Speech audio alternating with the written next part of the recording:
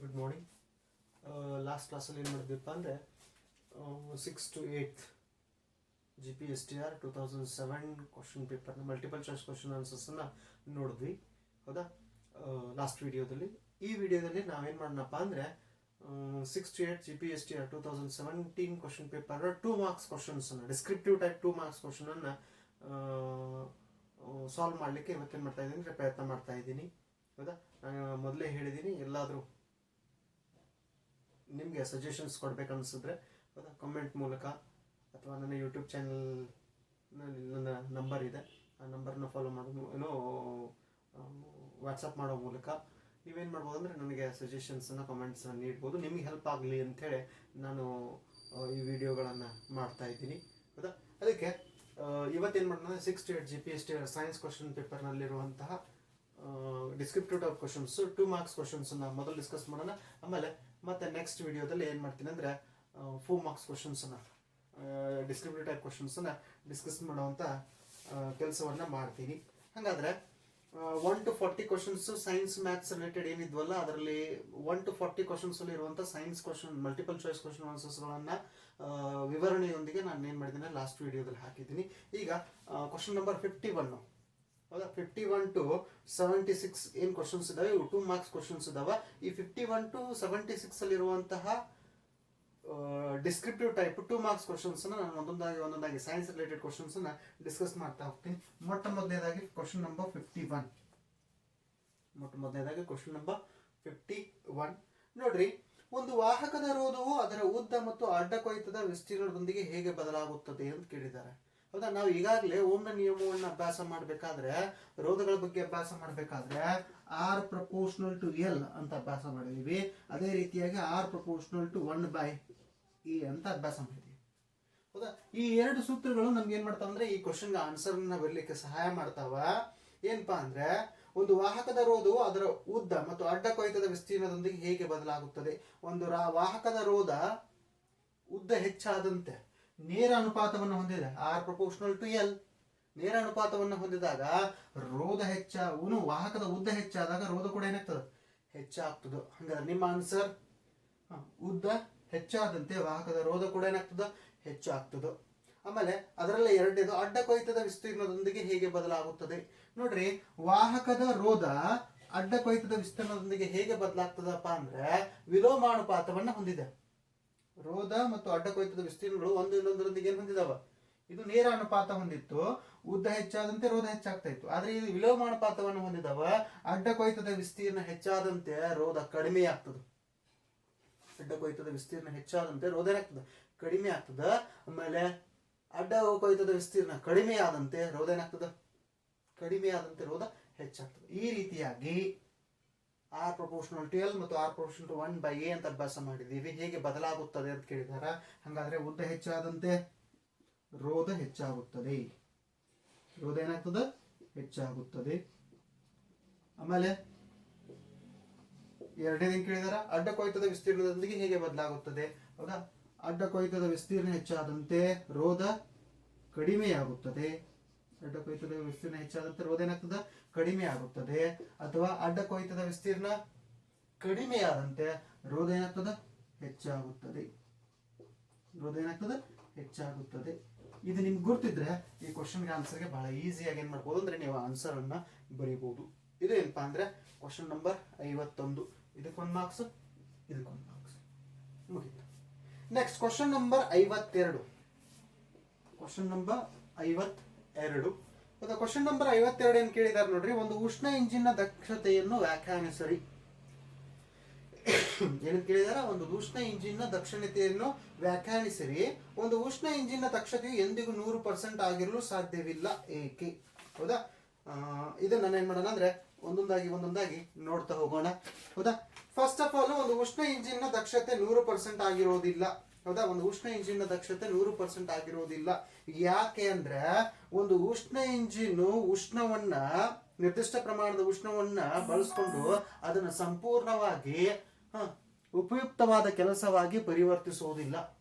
ಒಂದು ಉಷ್ಣ ಇಂಜಿನ್ ನಿರ್ದಿಷ್ಟ ಪ್ರಮಾಣದ ಉಷ್ಣ ಶಕ್ತಿಯನ್ನ ಬಳಸಿಕೊಂಡು ಅದನ್ನ ಉಪಯುಕ್ತವಾದ ಕೆಲಸವಾಗಿ ಏನು ಪರಿವರ್ತಿಸ್ತದಲ್ಲ, ಅದನ್ನೇ ನಾವೇನ್ ಕೇಳ್ತೀವಿ, ಆ ಉಷ್ಣ ಇಂಜಿನ್ ನ ದಕ್ಷತೆ. ಇನ್ನ ಅದು ಯಾಕೆ 100% ಆಗಿರೋದಿಲ್ಲ, ಅದು ಯಾಕೆ 100% ಆಗಿರೋದಿಲ್ಲ, ಅದು ಯಾಕೆ 100% ಆಗಿರಲ್ಲ ಅಂದ್ರೆ, ಎಲ್ಲಾ ಉಷ್ಣ ಇಂಜಿನ್ಗಳು ಉಷ್ಣ ಶಕ್ತಿಯನ್ನ ರಾಸಾಯನಿಕ ಶಕ್ತಿಯ ಉಷ್ಣ ಶಕ್ತಿಯನ್ನ ಯಾಂತ್ರಿಕ ಶಕ್ತಿಯಾಗಿ ಪರಿವರ್ತಿಸ್ತಾವ. ಹಂಗಾದ್ರೆ ಹೌದಾ, ಉಷ್ಣ ಇಂಜಿನ್ ಉತ್ಪತ್ತಿ ಮಾಡುವಂತ ಉಷ್ಣ ಮೊದಲು ರಾಸಾಯನಿಕ ಇಂಧನ ರೂಪದಲ್ಲಿತ್ತು. ಹೌದಾ, ಆ ರಾಸಾಯನಿಕ ರೂಪದಿಂದ ಉಷ್ಣ ರೂಪಕ್ಕೆ ಬರ್ಬೇಕಾದ್ರೂ, ಉಷ್ಣ ರೂಪದಿಂದ ಯಾಂತ್ರಿಕ ಕೆಲಸವಾಗಬೇಕಾದ್ರೂ ಅದ್ರ ಮೇಲೆ ಏನ್ ಮಾಡ್ತಾವ ಅಂದ್ರೆ ಬಾಹ್ಯ ಕಾರಕಗಳು ಪ್ರಭಾವ ಬೀರ್ತಾವ. ಇನ್ನು ಬಾಹ್ಯ ಕಾರಕಗಳು ಯಾವ? ಹೌದಾ, ಮೊದಲನೇದು ಘರ್ಷಣೆ ಆಗಿರ್ಬೋದು. ಆಮೇಲೆ ಉಷ್ಣ ಏನಾಗ್ತದಂದ್ರೆ ಹೌದಾ, ವಹನ, ಸಂವಹನ, ವಿಕಿರಣ ರೂಪದಲ್ಲಿ ವ್ಯಯ ಆಗ್ತದೆ. ವಹನ, ಸಂವಹನ ಅಥವಾ ವಿಕಿರಣ ಯಾವುದೇ ಒಂದು ರೂಪದಲ್ಲಿ ಒಂದು ಉಷ್ಣ ಇಂಜಿನ್ ಅಲ್ಲಿ ಏನಾಗ್ಬೋದು, ಶಕ್ತಿ ವ್ಯಯ ಆಗ್ಬಹುದು. ಆಮೇಲೆ ಘರ್ಷಣೆ, ಆಮೇಲೆ ಗುರುತ್ವಾಕರ್ಷಣೆ, ಇಂತಹ ಬಾಹ್ಯ ಕಾರಕಗಳು ಏನ್ ಮಾಡ್ತಾವಂದ್ರೆ ಆ ಉಷ್ಣ ಇಂಜಿನ್ ಮೇಲೆ ಪ್ರಭಾವ ಬೀರ್ತಾವ. ಪ್ರಭಾವ ಬೀರೋದ್ರಿಂದ ಅದು ಏನು, ಎಷ್ಟು ಉಷ್ಣವನ್ನು ಉತ್ಪತ್ತಿ ಮಾಡಿದೆ ಅಷ್ಟನ್ನೆಲ್ಲ ಉಪಯುಕ್ತವಾದ ಕೆಲಸವಾಗಿ ಪರಿವರ್ತಿಸಲಿಕ್ಕೆ ಸಾಧ್ಯ ಇಲ್ಲ. ಅದಕ್ಕೆ ಅದು ಪ್ರತಿಯೊಂದು ಉಷ್ಣ ಇಂಜಿನ್ ನ ದಕ್ಷತೆ 100% ಆಗಿರಲು ಸಾಧ್ಯವಿಲ್ಲ. ಯಾಕೆ ಸಾಧ್ಯವಿಲ್ಲ? ಯಾಕಂದ್ರೆ ಆ ಉಷ್ಣ ಇಂಜಿನ್ ನಲ್ಲಿ ಘರ್ಷಣೆ ಉಂಟಾಗ್ತದೆ. ಆ ಉಷ್ಣ ಇಂಜಿನ್ ಉಷ್ಣ ರೂಪದಲ್ಲಿ ಶಕ್ತಿಯನ್ನು ವ್ಯಯಿಸ್ತದೆ, ವಹನ, ಸಂವಹನ ಮತ್ತು ವಿಕಿರಣ ರೂಪದಲ್ಲಿ. ಆಮೇಲೆ ಗುರುತ್ವಾಕರ್ಷಣೆ ಕೂಡ ಅದರ ಮೇಲೆ ಪ್ರಭಾವ ಬೀರೋದ್ರಿಂದ ಯಾವುದೇ ಉಷ್ಣ ಇಂಜಿನ್ ನ ದಕ್ಷತೆ 100% ಆಗಿರುವುದಿಲ್ಲ. ಯಾಕೆ? ಏನೋ ಎಷ್ಟು ಉಷ್ಣವನ್ನ ಉತ್ಪತ್ತಿ ಮಾಡಿದೆ ಅದನ್ನೆಲ್ಲ ಕೆಲಸವಾಗಿ ಪರಿವರ್ತಿಸಲಿಕ್ಕೆ ಅದರಿಂದ ಸಾಧ್ಯ ಆಗೋದಿಲ್ಲ. ಅದಕ್ಕೆ ಪ್ರತಿಯೊಂದು ಉಷ್ಣ ಇಂಜಿನ್ ನ ದಕ್ಷತೆ 100% ಆಗಿರುವುದಿಲ್ಲ. ಇದು ನಿಮ್ದೇ ಆದ ಶಬ್ದಗಳನ್ನ ನಾನು ಎಕ್ಸ್ಪ್ಲೇನ್ ಮಾಡುವಂತ ಕೆಲಸ ಮಾಡಿದ್ದೀನಿ. ನಿಮ್ದೇ ಆದ ಶಬ್ದಗಳನ್ನ ಬಳಸಿ ನೀವು ಆನ್ಸರ್ ಅನ್ನ ಮಾಡಬೇಕು. ನೆಕ್ಸ್ಟ್ ಕ್ವಶನ್, ಲೇಸರ್ ಬೆಳಕನ್ನು ಪಟ್ಟಕದ ಮೂಲಕ ಹಾಯಿಸಿದಾಗ ವರ್ಣ ವಿಭಜನೆ ಉಂಟಾಗುತ್ತದೆ. ಲೇಸರ್ ಬೆಳಕನ್ನು ಪಟ್ಟಕದ ಮೂಲಕ ಹಾಯಿಸಿದಾಗ ವರ್ಣ ವಿಭಜನೆ ಉಂಟಾಗುತ್ತದೆ. ನಿಮ್ಮ ಉತ್ತರವನ್ನು ಸಮರ್ಥಿಸಿ. Question number 53. ಕ್ವಶನ್ ನಂಬರ್ ಎಷ್ಟು? 53. ನೋಡ್ರಿ, ಲೇಸರ್ ಬೆಳಕನ್ನ ಪಟ್ಟಕದ ಮೂಲಕ ಹಾಯಿಸಿದಾಗ ವರ್ಣ ವಿಭಜನೆ ಉಂಟಾಗುತ್ತದೆ ಅಂದ್ರೆ ಇಲ್ಲ, ಉಂಟಾಗುವುದಿಲ್ಲ. ವರ್ಣ ವಿಭಜನೆ ಏನಾಗಲ್ಲ, ಉಂಟಾಗುವುದಿಲ್ಲ. ಯಾಕಂದ್ರೆ ಲೇಸರ್ ಒಂದು ಏಕವರ್ಣೀಯ ಬೆಳಕು, ನಿರ್ದಿಷ್ಟವಾದ ಆವೃತ್ತಿ ಮತ್ತು ತರಂಗ ದೂರವನ್ನು ಹೊಂದಿದಂತ ಒಂದೇ ಒಂದು ಬಣ್ಣವನ್ನು ಹೊಂದಿರ್ತದೆ. ಯಾವುದು? ಲೇಸರ್. ಆದ್ರೆ ನಾವು ಬಳಸುವಂತಹ ಸಂಯೋಜಿತ ಬೆಳಕು ಅಥವಾ ಸಂಕೀರ್ಣ ಬೆಳಕು ಅಂತ ಕರಿತೀವಲ್ಲ, ಈ ಬಲ್ಬ್ಗಳಿಂದ ಉಂಟಾಗ್ತದೆ ಈ ಬೆಳಕು, ಸೂರ್ಯನಿಂದ ಬರುವಂತಹ ಬೆಳಕು, ಅವೆಲ್ಲ ಸಂಯೋಜಿತ ಬೆಳಕು, ಸಂಕೀರ್ಣ ಬೆಳಕು. ಅದರಲ್ಲಿ ಹಲವಾರು ಬಣ್ಣಗಳಿದಾವ. ಆ ಪ್ರತಿಯೊಂದು ಬಣ್ಣ ತನ್ನದೇ ಆದ ಆವೃತ್ತಿ ಮತ್ತು ತರಂಗ ದೂರವನ್ನು ಹೊಂದಿದಾವ. ಅವುಗಳನ್ನ ಏನ್ ಮಾಡ್ಬೋದು ಅಂದ್ರೆ ನಾವು ಅಷ್ಟಕವನ್ನ ಬಳಸಿ ಬೇರ್ಪಡಿಸಬಹುದು ಹೊರತ ಏಕವರ್ಣೀಯ ಬೆಳಕು, ಒಂದೇ ತರಂಗ ದೂರ ಮತ್ತು ಆವೃತ್ತಿಯನ್ನು ಹೊಂದಿದಂತಹ ಬೆಳಕನ್ನ ವರ್ಣ ವಿಭಜನೆಗೆ ಒಳಪಡಿಸಲಿಕ್ಕೆ ಸಾಧ್ಯ, ಅಷ್ಟಕದ ಮೂಲಕ ವರ್ಣ ವಿಭಜನೆಗೆ ಒಳಪಡಿಸಲಿಕ್ಕೆ ಸಾಧ್ಯ ಇಲ್ಲ. ಅಷ್ಟಕ ಪ್ರಿಸಮ್. ಹೌದಾ? ಅದಕ್ಕೆ ಇದೇನಪ್ಪ ಅಂದ್ರೆ ಕ್ವಶನ್ ನಂಬರ್ 53. ಕಾರಣ ಏನು? ಅದು ಏಕವರ್ಣೀಯವಾಗಿರ್ತದೆ, ಒಂದೇ ಆವೃತ್ತಿ ಮತ್ತು ತರಂಗ ದೂರವನ್ನು ಹೊಂದಿರ್ತದೆ. ಬೇರೆ ಬೇರೆ ಆವೃತ್ತಿ ಮತ್ತು ತರಂಗ ದೂರದ ಹೊಂದಿದಂತಹ ಏನಾದರೂ ಬೆಳಕಾದ್ರೆ ಅದು ಸಂಯೋಜಿತ ಬೆಳಕು, ಅದನ್ನ ವರ್ಣ ವಿಭಜನೆಗೆ ಒಳಪಡಿಸಲಿಕ್ಕೆ ಸಾಧ್ಯ ಇದೆ. ಹೌದಾ? ಕ್ವಶನ್ ನಂಬರ್ 53 ಮುಗಿತು. ಇನ್ನು ಕ್ವಶನ್ ನಂಬರ್ 54. Question number 54. ಹೌದಾ? ಕ್ವಶನ್ ನಂಬರ್ 54 ಲಕ್ಷ ಕೊಡ್ರಿ. ಏನು? ಆವರ್ತಕ ಚಲನೆ. ಆವರ್ತಕ ಚಲನೆಯನ್ನು ಒಂದು ಉದಾಹರಣೆಯೊಂದಿಗೆ ವಿವರಿಸಿರಿ. ಆವರ್ತಕ ಚಲನೆಯನ್ನು ಒಂದು ಉದಾಹರಣೆಯೊಂದಿಗೆ ವಿವರಿಸಿರಿ. ಹೌದಾ? ನಿರ್ದಿಷ್ಟವಾದ ವೇಳೆಯೊಂದಿಗೆ ಕಾಯ ನಿರ್ದಿಷ್ಟವಾಗಿ ಕಂಪಿಸ್ತಾ ಇದ್ರೆ, ನಿರ್ದಿಷ್ಟವಾದ ವೇಳೆಯೊಂದಿಗೆ ಕಾಯ ನಿರ್ದಿಷ್ಟವಾಗಿ ಕಂಪಿಸ್ತಾ ಇದ್ರೆ ಅಥವಾ ಆಂದೋಲನಕ್ಕೆ ಒಳಗಾಗ್ತಾ ಇದ್ರೆ ಅದನ್ನೇ ನಾವೇನ್ ಕೇಳ್ತೀವಿ ಅಂದ್ರೆ ಆವರ್ತಕ ಚಲನೆ. ಅದನ್ನೇನ್ ಕೇಳ್ತೀವಿ? ನಿರ್ದಿಷ್ಟವಾದ ವೇಳೆಯೊಂದಿಗೆ ಕಾಯ ನಿರ್ದಿಷ್ಟವಾಗಿ ಕಂಪಿಸ್ತಾ ಇದ್ರೆ, ಒಂದು ಸ್ಕೇಲ್ ಅನ್ನ ಪ್ಲಕ್ ಮಾಡಿಬಿಟ್ಟಾಗ ಹೆಂಗ್ ಕಂಪಿಸ್ತದಲ್ಲ, ಕಂಪಿಸ್ತಾ ಇದ್ರೆ, ಅಥವಾ ಆವರ್ತಕವಾಗಿ ಆ ಕಡೆಯಿಂದ ಈ ಕಡೆ, ಈ ಕಡೆಯಿಂದ ಆ ಕಡೆಗೆ ನಿರ್ದಿಷ್ಟವಾದ ವೇಳೆಯೊಂದಿಗೆ ಚಲಿಸ್ತಾ ಇದ್ರೆ ಅಂತಹ ಚಲನೆಯನ್ನು ನಾವೇನ್ ಕೇಳ್ತೀವಿ ಅಂದ್ರೆ ಆವರ್ತಕ ಚಲನೆ ಅಂತ ಕೇಳ್ತೀವಿ. ಇನ್ನ ಅವ್ರೇನ್ ಕೇಳಿದಾರ? ಆವರ್ತಕ ಚಲನೆಯ ಬಗ್ಗೆ ಉದಾಹರಣೆಯೊಂದಿಗೆ ವಿವರಿಸ್ರಿ ಅಂತ ಹೇಳಿದಾರೆ. ಉದಾಹರಣೆಯೊಂದಿಗೆ ಫಾರ್ ಎಕ್ಸಾಂಪಲ್ ಗಡಿಯಾರದಲ್ಲಿರುವಂತಹ ಲೋಲಕ. ಹೌದಾ? ಒಂದು ಗಂಟೆ ಆದ ನಂತರನೇ ಹಿಡ್ಕೋತದ, ಆಮೇಲೆ ಇಂತಿಷ್ಟು ಸೆಕೆಂಡ್ ಅಂತ ಆ ಕಡೆಯಿಂದ ಈ ಕಡೆ, ಈ ಕಡೆಯಿಂದ ಆ ಕಡೆ ನೋಡಿ ಚಲಿಸ್ತದ. ಉದಾಹರಣೆಯೊಂದಿಗೆ ವಿವರಿಸಿ. ಹೌದಾ? ನಿರ್ದಿಷ್ಟವಾದ ವೇಳೆಯೊಂದಿಗೆ ನಿರ್ದಿಷ್ಟವಾದ ದೂರವನ್ನು ಕ್ರಮಿಸ್ತಾ ಏನಾಗ್ತದೆ ಅಂದ್ರೆ ಅದು ಚಲಿಸ್ತದೆ. ಈ ಬಾಬ್ ಮತ್ತು ಪ್ಯಾಂಡ್ಯುಲಮ್ ಎಕ್ಸ್ಪೆರಿಮೆಂಟ್ ಮಾಡ್ಬೇಕಾದ್ರೆ ಒಂದು ಬಾಬ್ ಅನ್ನ ಬಳಸಿದ್ವಿ, ಚೆಂಡನ್ನ ಬಳಸಿದ್ವಿ. ಅದನ್ನ ಧಾರಕ ಕಟ್ಟಿ ಹಿಂಗೆ ಚಲಿಸ್ಬಿಟ್ಟಿದ್ದೆ ಆದ್ರೆ ನಿರ್ದಿಷ್ಟವಾದ ವೇಳೆಯೊಂದಿಗೆ ನಿರ್ದಿಷ್ಟವಾದ ದೂರವನ್ನು ಕ್ರಮಿಸ್ತಾ ಆ ಕಡೆಯಿಂದ ಈ ಕಡೆ, ಈ ಕಡೆಯಿಂದ ಈ ಕಡೆ, ಆಸಿಲೇಟಿಂಗ್ ಬಾಡಿ ಅಂತ ಹೇಳ್ತಾ ಇದ್ವಲ್ಲ, ಹೌದಾ? ಇದು ಏನಪ್ಪಾ ಅಂದ್ರೆ ಆವರ್ತಕ ಚಲನೆಗೆ ಉದಾಹರಣೆ, ಹೌದಾ? ಗಡಿಯಾರದಲ್ಲಿರುವಂತ ಲೋಲಕ ಆಗಿರುವುದು ಅಥವಾ ಬಾಬ್ ಅಂಡ್ ರಿಂಗ್ ಎಕ್ಸ್ಪೆರಿಮೆಂಟ್ ನಲ್ಲಿ ಬಳಸುವಂತ ಬಾಬ್, ಧಾರಕ ಕಟ್ಟಿ ಆವರ್ತನೆಗೊಳಪಡಿಸಿರ್ತಲ್ಲ ಅದಾಗಿರಬಹುದು, ಅಥವಾ ವೀಣೆಯಲ್ಲಿ ಏನ್ ತಂತಿ ಇರ್ತಲ್ಲ ಆ ತಂತಿನ ಮೀಡ್ತೀವಲ್ಲ, ಮೀಟಿದಾಗ ಅದೇನು ಕಂಪಿಸ್ತದಲ್ಲ ಆ ಕಂಪಿಸುವಂತ ತರಂಗಗಳು ಕೂಡ ಯಾವುದಕ್ಕೆ ಉದಾಹರಣೆ ಅಂದ್ರೆ ಆವರ್ತಕ ಚಲನೆಗೆ ಉದಾಹರಣೆಗಳು. ನಿರ್ದಿಷ್ಟವಾದ ವೇಳೆಯೊಂದಿಗೆ ನಿರ್ದಿಷ್ಟವಾದ ಕಂಪನಗಳನ್ನು ಮಾಡ್ತಿರ್ತಾವ, ಹೊರಡಿಸ್ತಿರ್ತಾವ, ಹೌದಾ? ಇದು ಕ್ವಶನ್ ನಂಬರ್ 54. ಇನ್ನ ಕ್ವಶನ್ ನಂಬರ್ 55, ಗ್ಯಾಲಕ್ಸಿ ಎಂದರೇನು? ಗ್ಯಾಲಕ್ಸಿ ಎಂದರೇನು? ನಮ್ಮ ಗ್ಯಾಲಕ್ಸಿಗೆ ಅತ್ಯಂತ ಏನು ಸಮೀಪದಲ್ಲಿರುವ ಗ್ಯಾಲಕ್ಸಿಯನ್ನು ಹೆಸರಿಸಿ, ಹೌದಾ? ಗ್ಯಾಲಕ್ಸಿ ರಾತ್ರಿ ಆಕಾಶವನ್ನು ನೋಡಿದಾಗ ರಾತ್ರಿ ಆಕಾಶದಲ್ಲಿ, ಶುಭ್ರವಾದ ಆಕಾಶದಲ್ಲಿ ಕಾಣಿಸುವಂತ ನಿರ್ದಿಷ್ಟ ನಕ್ಷತ್ರಗಳ ಗುಂಪು ಏನಿದೆಯಲ್ಲ ಅದನ್ನೇ ನಾವು ಗ್ಯಾಲಕ್ಸಿ ಅಂತ ಕರಿತೀವಿ. ಅಥವಾ ಬಾಹ್ಯ ಅಂತರಿಕ್ಷದ ನಕ್ಷತ್ರದ ಸಮೂಹ, ಬಾಹ್ಯ ಅಂತರಿಕ್ಷದ ನಕ್ಷತ್ರದ ಸಮೂಹವೇ ಗ್ಯಾಲಕ್ಸಿ. ಇನ್ನ ನಮಗೆ ಹತ್ತಿರ ಇರುವಂತಹ ಗ್ಯಾಲಕ್ಸಿ ಒಂದು ಕುಬ್ಜ ಗ್ಯಾಲಕ್ಸಿ, ಯಾವ್ದಪ್ಪ ಅಂದ್ರೆ ಕ್ಯಾನಿಸ್ ಮೇಜರ್ ಅಂತ. ನಮಗೆ ಹತ್ತಿರ ಇರುವಂತಹ ನಮ್ಮ ಗ್ಯಾಲಕ್ಸಿಗೆ ಅತ್ಯಂತ ಹತ್ತಿರುವಂತಹ ಗ್ಯಾಲಕ್ಸಿ ಯಾವಪ್ಪ ಅಂದ್ರೆ ಕ್ಯಾನಿಸ್ ಮೇಜರ್ ಅನ್ನೋ ಗ್ಯಾಲಕ್ಸಿ, ಹೌದಾ? ಕ್ಯಾನಿಸ್ ಮೇಜರ್ ಒಂದು ಕುಬ್ಜ ಗ್ಯಾಲಕ್ಸಿ, ಡಾರ್ಕ್ ಗ್ಯಾಲಕ್ಸಿ, ಹೌದಾ? ಇದು ನೆನಪಿರ್ಲಿ. ಇನ್ನ ಕ್ವಶನ್ ನಂಬರ್ 56, ಕ್ವಶನ್ ನಂಬರ್ 56 ಏನಿದೆ ನೋಡ್ರಿ, ಪ್ರತಿಧ್ವನಿ ವ್ಯಾಪ್ತಿ ನಿರ್ಧಾರ ಎಂದರೇನು? ಈ ತಂತ್ರವನ್ನು ಉಪಯೋಗಿಸುವ ಒಂದು ಸಾಧನವನ್ನು ಹೆಸರಿಸಿ. ಪ್ರತಿಧ್ವನಿ ವ್ಯಾಪ್ತಿ ನಿರ್ಧಾರ ಎಂದರೇನು? ಆಮೇಲೆ ಏನು, ಈ ತಂತ್ರವನ್ನು ಉಪಯೋಗಿಸುವ ಒಂದು ಸಾಧನವನ್ನು ಹೆಸರಿಸಿ, ಹೌದಾ? ಪ್ರತಿಧ್ವನಿ ವ್ಯಾಪ್ತಿ ನಿರ್ಧಾರ, ಹೌದಾ? ವಸ್ತುವಿನಿಂದ ಹಿಂದಿರುಗಿದಂತಹ ಪ್ರತಿಧ್ವನಿಯ ಸಹಾಯದಿಂದ, ಆ ವಸ್ತುವಿನ ದಿಕ್ಕು, ದೂರ ಮತ್ತು ವೇಗ, ಇಂತಹವುಗಳನ್ನ ಕಂಡುಹಿಡಿಯುವಂತಹ ತಂತ್ರವೇ ಪ್ರತಿಧ್ವನಿ ವ್ಯಾಪ್ತಿ ನಿರ್ಧಾರ, ಹೌದಾ? ಕ್ವಶನ್ ನಂಬರ್ 56, ಪ್ರತಿಧ್ವನಿ ವ್ಯಾಪ್ತಿ ನಿರ್ಧಾರ ಎಂದರೇನು ಅಂತ ಕೇಳಿದ್ದಾರೆ. ಪ್ರತಿಧ್ವನಿ ವ್ಯಾಪ್ತಿ ನಿರ್ಧಾರ, ಹೌದಾ? ಪ್ರತಿಧ್ವನಿ ವ್ಯಾಪ್ತಿ ನಿರ್ಧಾರ ಅಂದ್ರೆ ಒಂದು ವಸ್ತುವಿನಿಂದ ಪ್ರತಿಫಲಿಸಿ ಒಂದು ಶಬ್ದ ಏನಾಗ್ತಾ ಇದೆ ಅಂದ್ರೆ ವಾಪಸ್ ಬರ್ತಾ ಇದೆ, ಆ ವಾಪಸ್ ಬಂದಂತಹ ಶಬ್ದದಿಂದ ಆ ವಸ್ತುವಿನ ದೂರ, ದಿಕ್ಕು ಮತ್ತು ಅದು ಬರುವಂತಹ ವೇಗವನ್ನ ಕಂಡುಹಿಡಿಯುವಂತಹ ತಂತ್ರವೇ ಪ್ರತಿಧ್ವನಿ ವ್ಯಾಪ್ತಿ ನಿರ್ಧಾರ, ಹೌದಾ? ಹೆಚ್ಚಾಗಿ ಪ್ರತಿಧ್ವನಿ ವ್ಯಾಪ್ತಿ ನಿರ್ಧಾರವನ್ನ ನಾವು ಸೋನಾರ್ ನಲ್ಲಿ ಬಳಸ್ತೀವಿ, sonar sound navigation and ranging. ಇದ್ರಷ್ಟೇ ಅಲ್ಲ, ಫಾರ್ ಎಕ್ಸಾಂಪಲ್ ಗಡಿ ಕಾಯೋ ಸೈನಿಕರು ಬೇರೆ ದೇಶಗಳಿಂದ ಬರುವಂತ ಹೆಲಿಕಾಪ್ಟರ್, ಜೆಟ್ ಪ್ಲೇನ್ಸ್ ಅಥವಾ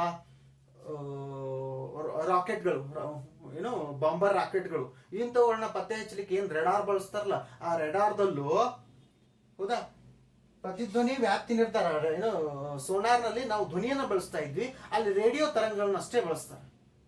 ಇಲ್ಲಿ ಧ್ವನಿ ಬಳಸ್ತಾ ಇದ್ವಿ, ಅಲ್ಲಿ ರೇಡಿಯೋ ತರಂಗಗಳನ್ನ ಬಳಸಿ ಏನ್ ಮಾಡ್ತಾರೆ, ಪ್ರತಿಧ್ವನಿ ವ್ಯಾಪ್ತಿ ನಿರ್ಧಾರದ ಮೂಲಕ ಆ ಬರುವಂತಹ ಕಾಯದ ವೇಗ ಎಷ್ಟಿದೆ, ದಿಕ್ಕು ಯಾವುದು, ಎಷ್ಟು ವೇಗದಲ್ಲಿ ಬರ್ತಾ ಇದೆ, ಯಾವ ದಿಕ್ಕಿನಿಂದ ಬರ್ತಾ ಇದೆ, ಇಂಥವನ್ನ ಕಂಡುಹಿಡಿತಾರೆ. ಹಾಗಾದ್ರೆ ರೆಡಾರು. ಆಮೇಲೆ ಟ್ರಾಫಿಕ್ ಸಿಗ್ನಲ್ಗಳಲ್ಲಿ ನಿಮ್ಮ ವಾಹನದ ವೇಗವನ್ನ ಕಂಡುಹಿಡಿಯಲಿಕ್ಕೆ ಬಳಸುವಂತ ರೆಡಾರ್ ಗನ್ ಅಂತ ಬರ್ತದೆ, ಅವುಗಳಲ್ಲಿ ಪ್ರತಿಧ್ವನಿ ವ್ಯಾಪ್ತಿ ನಿರ್ಧಾರವನ್ನ ಬಳಸ್ತಾರ. ಆಮೇಲೆ ಸಬ್ಮರೀನು ಮತ್ತು ಹಡಗುಗಳಲ್ಲಿ, ಸಬ್ಮರೀನ್ಗಳು ಸಮುದ್ರದ ಅಂತರಾಳದಲ್ಲಿ ಇರ್ತಾವ, ಆಮೇಲೆ ಹಡಗುಗಳು ನಿಂಬಿರ್ತದೆ. ಈ ಸಬ್ಮರೀನ್ಗಳು ಮತ್ತು ಹಡಗುಗಳು ಯಾವುದೇ ಐಸ್ಬರ್ಗ್ಸ್ಗೆ, ಮಂಜುಗಡ್ಡೆಯ ಬೆಟ್ಟಗಳಿಗೆ ಡಿಕ್ಕಿ ಹೊಡಿಬಾರ್ದು. ಟೈಟಾನ್ ಹೆಂಗ್ ಮುಳುಗಿತ್ತು, ಐಸ್ಬರ್ಗ್ಸ್ಗೆ ಡಿಕ್ಕಿ ಹೊಡೆದ ಫಲಿತವಾಗಿ ಏನಾಗಿತ್ತು, ಟೈಟಾನಿಕ್ ಹಡಗು ಮುಳುಗಿತ್ತು. ಅದಕ್ಕೆ ಏನು, ಐಸ್ ಬರ್ಗ್ಸ್ ಅನ್ನ ಕಂಡು ಹಿಡಿಲಿಕ್ಕೆ ಅದು ಎಷ್ಟು ದೂರದಲ್ಲಿದೆ, ಯಾವ ದಿಕ್ಕಿನಲ್ಲಿದೆ, ಅಪ್ಪಿತಪ್ಪಿ ಸಮುದ್ರದಲ್ಲಿರುವಂತಹ ಡಾಲ್ಫಿನ್ ಅಥವಾ ಶಾರ್ಕ್ ಅಥವಾ ಬ್ಲೂ ವೇಲ್ ಏನಾದ್ರು ಸಬ್ಮರೀನ್ ಕಡೆ ಅಥವಾ ಏನೋ ಶಿಪ್ ಕಡೆ ಬರ್ತಾ ಇದೆ ಅಂದ್ರೆ, ಅದು ಏನಾದ್ರೂ ಹಾನಿ ಮಾಡುವಂತ ಸಾಧ್ಯತೆ ಇದ್ರೆ ಅದರ ವೇಗವನ್ನ ಪತ್ತೆ ಹಚ್ಚಲಿಕ್ಕೆ ನಾವೇನ್ ಮಾಡಬಹುದು ಅಂದ್ರೆ ಪ್ರತಿಧ್ವನಿ ವ್ಯಾಪ್ತಿ ನಿರ್ಧಾರವನ್ನ ಹಡಗುಗಳಲ್ಲಿ ಮತ್ತು ಸಬ್ಮರೀನ್ಗಳಲ್ಲಿ ಬಳಸಬಹುದು, ರೆಡಾರ್ ಅಲ್ಲಿ ಬಳಸಬಹುದು, ರೆಡಾರ್ ಗನ್ಗಳಲ್ಲಿ ಬಳಸಬಹುದು. ಇಷ್ಟು ಏನಪ್ಪಾ ಅಂದ್ರೆ ಕ್ವಶನ್ ನಂಬರ್ 56. ಇನ್ನ question number 57, question number 57 lakh ಕೊಡ್ರಿ. ಮೀಥೇನ್ ಅಣುವಿನಲ್ಲಿ ಕಂಡುಬರುವ ಸಂಕರಣದ ವಿಧವನ್ನು ಹೆಸರಿಸಿರಿ. ಆಮೇಲೆ ಮೀಥೇನ್ ಅಣುವಿನ ಎರಡು ಹೈಡ್ರೋಜನ್ ಕಾರ್ಬನ್ ಮತ್ತು ಹೈಡ್ರೋಜನ್ ಬಂಧಗಳ ನಡುವಿನ ಕೋನವನ್ನು ತಿಳಿಸಿರಿ. ಮೀಥೇನ್ ರಚನೆ ಏನು? CH4 ಮೀಥೇನ್ ಸೂತ್ರ. ಮೀಥೇನ್ ಸೂತ್ರ ಏನು? CH4. ರಚನಾ ಸೂತ್ರ ಟೆಟ್ರಾಹೈಡ್ರಲ್ ಇದೆ. ಟೆಟ್ರಾ 4 ಹೈಡ್ರಲ್, ಹೌದಾ? ಒಂದು ಕಾರ್ಬನ್ ಅಟಮ್ 4 ಹೈಡ್ರೋಜನ್ ಅಟಮ್ಸ್ಗೆ ಏನಾಗಿದೆ ಅಂದ್ರೆ ಅಟ್ಯಾಚ್ ಆಗಿದೆ. ಹಾಗಾದ್ರೆ ಮೀಥೇನ್ ಅಣುವಿನಲ್ಲಿ ಕಂಡುಬರುವ ಸಂಕರಣದ ವಿಧ ಯಾವತ್ತಪ್ಪ ಅಂದ್ರೆ sp3 ಹೈಬ್ರಿಡೈಸೇಷನ್. sp3 ಸಂಕರಣ. ಯಾವ ಸಂಕರಣ? sp3 ಸಂಕರಣ. ಆಮೇಲೆ ಇವುಗಳ ನಡುವಿನ ಕೋನವನ್ನು ತಿಳಿಸಿರಿ. ಇವುಗಳ ನಡುವಿನ ಕೋನ ಎಷ್ಟಿರ್ತದಪ್ಪ ಅಂದ್ರೆ ನೋಡ್ರಿ, 4 ಕೋನಗಳು ಸಮಾನವಾಗಿರ್ತಾವ. 4 ಕೋನ ಅಂದ್ರೆ ಏನ್ ಬಂಧ, ಕಾರ್ಬನ್ ಮತ್ತು ಹೈಡ್ರೋಜನ್ ನಡುವೆ ಎಷ್ಟು ಬಂಧಗಳಿದಾವ? 4 ಬಂಧಗಳಿದಾವ. ಈ 4 ಬಂಧಗಳು ಒಂದು ಇನ್ನೊಂದರೊಂದಿಗೆ ಏನಾಗಿರ್ತಾವ? ಸಮಾನ ಆಗಿರ್ತಾವ. ಇವುಗಳಲ್ಲಿ ಉಂಟಾಗುವಂತ ಕೋನ ಎಷ್ಟಪ್ಪ ಅಂದ್ರೆ 109.5 ಡಿಗ್ರಿ. 109.5 ಡಿಗ್ರಿ ಕೋನ ಉಂಟಾಗ್ತದೆ. ಎಲ್ಲಿ? ಟೆಟ್ರಾಹೈಡ್ರಲ್ ಮೀಥೇನ್ ಸ್ಟ್ರಕ್ಚರ್ ನಲ್ಲಿ ಅವುಗಳಲ್ಲಿರುವಂತಹ ಏನು ಬಂಧಗಳ ನಡುವೆ ಉಂಟಾಗುವಂತಹ ಕೋನ. ಅವುಗಳ ನಡುವೆ ಬಂಧಗಳ ನಡುವೆ ಉಂಟಾಗುವಂತಹ ಕೋನ ಏನು? ಮೊದಲು ಸಂಕರಣ. ಯಾವ ಸಂಕರಣ? sp3 hybridisation. sp3 ಸಂಕರಣ. ಆಮೇಲೆ ಸ್ಟ್ರಕ್ಚರ್ ಯಾವ್ದಿದೆ ಮೀಥೇನ್ದು? ಟೆಟ್ರಾಹೈಡ್ರಲ್. ಟೆಟ್ರಾ 4 ಹೈಡ್ರಲ್, 4 ಒಂದು ಕಾರ್ಬನ್ ಅಟಮ್ಗೆ 4 ಹೈಡ್ರೋಜನ್ ಅಟಮ್ ಏನಾಗಿದೆ ಅಂದ್ರೆ ಅಟ್ಯಾಚ್ ಆಗಿದಾವ. ಆಮೇಲೆ ಎಲ್ಲಾ ಬಂಧಗಳು ಒಂದು ಇನ್ನೊಂದಕ್ಕೆ ಸಮಾನವಾಗಿದಾವ. ಎಲ್ಲಾ ಬಂಧಗಳು ಒಂದು ಇನ್ನೊಂದಕ್ಕೆ ಏನಾಗಿದಾವ?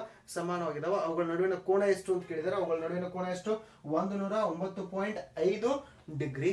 ಆಮೇಲೆ ಕೆಲವು ಧಾತುಗಳಲ್ಲಿ sp2 ಹೈಬ್ರಿಡೈಸೇಷನ್ ಆಗ್ಬೇಕಾದ್ರೆ, sp3 ಹೈಬ್ರಿಡೈಸೇಷನ್ ಆಗ್ಬೇಕಾದ್ರೆ ಅಥವಾ sp ಹೈಬ್ರಿಡೈಸೇಷನ್ ಆಗ್ಬೇಕಾದ್ರೆ ದ್ವಿಧ್ರುವೀಯತೆ ಉಂಟಾಗ್ತದೆ, ಡೈಪೋಲ್ ಮೂವ್ಮೆಂಟ್ ಉಂಟಾಗ್ತದೆ. ಆದ್ರೆ ಇಲ್ಲಿ ಯಾವುದೇ ಡೈಪೋಲ್ ಮೂವ್ಮೆಂಟ್ ಉಂಟಾಗುವುದಿಲ್ಲ.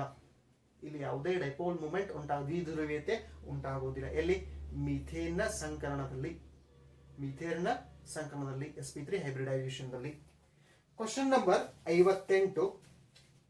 ಸ್ಥಾನಪಲ್ಲಟ ಕ್ರಿಯೆ ಎಂದರೇನು? ಒಂದು ಕಬ್ಬಿಣದ ಮೊಳೆಯನ್ನು ತಾಮ್ರದ ಸಲ್ಫೇಟ್ ದ್ರಾವಣದಲ್ಲಿ ಮುಳುಗಿಸಿದಾಗ ನಡೆಯುವ ಕ್ರಿಯೆಯ ಸರಿದೂಗಿಸಿದ ರಾಸಾಯನಿಕ ಸಮೀಕರಣ ಬರೆಯಿರಿ ಅಂತ ಹೇಳಿದ್ದಾರೆ. ಹಾಗಾದ್ರೆ ಕ್ವಶನ್ ನಂಬರ್ 58, ರಾಸಾಯನಿಕ ಸ್ಥಾನಪಲ್ಲಟ ಕ್ರಿಯೆ ಎಂದರೇನು? ಹೌದಾ? ರಾಸಾಯನಿಕ ಕ್ರಿಯೆಯಲ್ಲಿ ಹೆಚ್ಚು ಕ್ರಿಯಾಶೀಲವಾದ ಧಾತು ಕಡಿಮೆ ಕ್ರಿಯಾಶೀಲವಾದ ಧಾತುವನ್ನ ತನ್ನ ಸ್ಥಾನದಿಂದ ಪಲ್ಲಟಗೊಳಿಸ್ತಾ ಇದ್ರೆ, ಇದ್ದ ಸ್ಥಾನದಿಂದ ಎತ್ತಿ ಹಾಕ್ತಾ ಇದ್ರೆ, ತನ್ನ ಸ್ಥಾನವನ್ನ ಪಲ್ಲಟಗೊಳಿಸ್ತಾ ಇದ್ರೆ ಅದನ್ನೇ ಏನ್ ಕರಿತೀವಿ ಅಂದ್ರೆ ರಾಸಾಯನಿಕ ಸ್ಥಾನ ಪಲ್ಲಟ. ಹೌದಾ? ಈಗ ಏನ್ ಮಾಡಿದಾರೆ ಅಂದ್ರೆ ಕಬ್ಬಿಣದ ಮೊಳೆಯನ್ನ ತಾಮ್ರದ ಸಲ್ಫೇಟ್ ನ ದ್ರಾವಣದಲ್ಲಿ ಅದ್ದಿದ್ದಾರೆ. ಹೌದಾ? ರಾಸಾಯನಿಕ ಕ್ರಿಯೆ ನಡೆದಿದೆ, ಅದರ ಸರಿದೂಗಿಸಿದ ರಾಸಾಯನಿಕ ಸಮೀಕರಣ ಬರೀರಿ ಅಂತ ಹೇಳಿದ್ದಾರೆ. ಲಕ್ಷ ಕೊಡ್ರಿ. ಇಲ್ಲಿ ಕಬ್ಬಿಣದ ಮೊಳೆ Fe, ಆಮೇಲೆ ತಾಮ್ರದ ಸಲ್ಫೇಟ್ ನ ದ್ರಾವಣ CuSO4 ಎರಡೂ ವರ್ತಿಸ್ತಾವ. ವರ್ತಿಸಿ ಏನಾಗ್ತದಂದ್ರ ಕಬ್ಬಿಣ ತಾಮ್ರಕ್ಕಿಂತ ಹೆಚ್ಚು ಕ್ರಿಯಾಶೀಲವಾಗಿದೆ. ಕಬ್ಬಿಣ ತಾಮ್ರಕ್ಕಿಂತ ಹೆಚ್ಚು ಕ್ರಿಯಾಶೀಲವಾಗಿದೆ. ಅದಕ್ಕೆ ತಾಮ್ರದ ಜಾಗದಲ್ಲಿ ಯಾವ್ದು ಹೋಗಿ ಕೂತ್ಕೊಳ್ತದ? ಕಬ್ಬಿಣ ಹೋಗಿ ಕೂತ್ಕೊಳ್ತದ. ಹಂಗಾದ್ರೆ ಏನಾಗ್ತದೆ? ಇದು ಕಬ್ಬಿಣದ ಸಲ್ಫೇಟ್ ಆಗ್ತದ. ತಾಮ್ರದ ಸಲ್ಫೇಟ್ ಇದ್ದಿದ್ದು ಕಬ್ಬಿಣದ ಸಲ್ಫೇಟ್ ಆಗ್ತದ. ಆಮೇಲೆ ತಾಮ್ರ ಏನಾಗ್ತದ ಅಂದ್ರೆ ಬೇರ್ಪಡ್ತದ. ತಾಮ್ರ ಏನಾಗ್ತದ? ಬೇರ್ಪಡ್ತದ.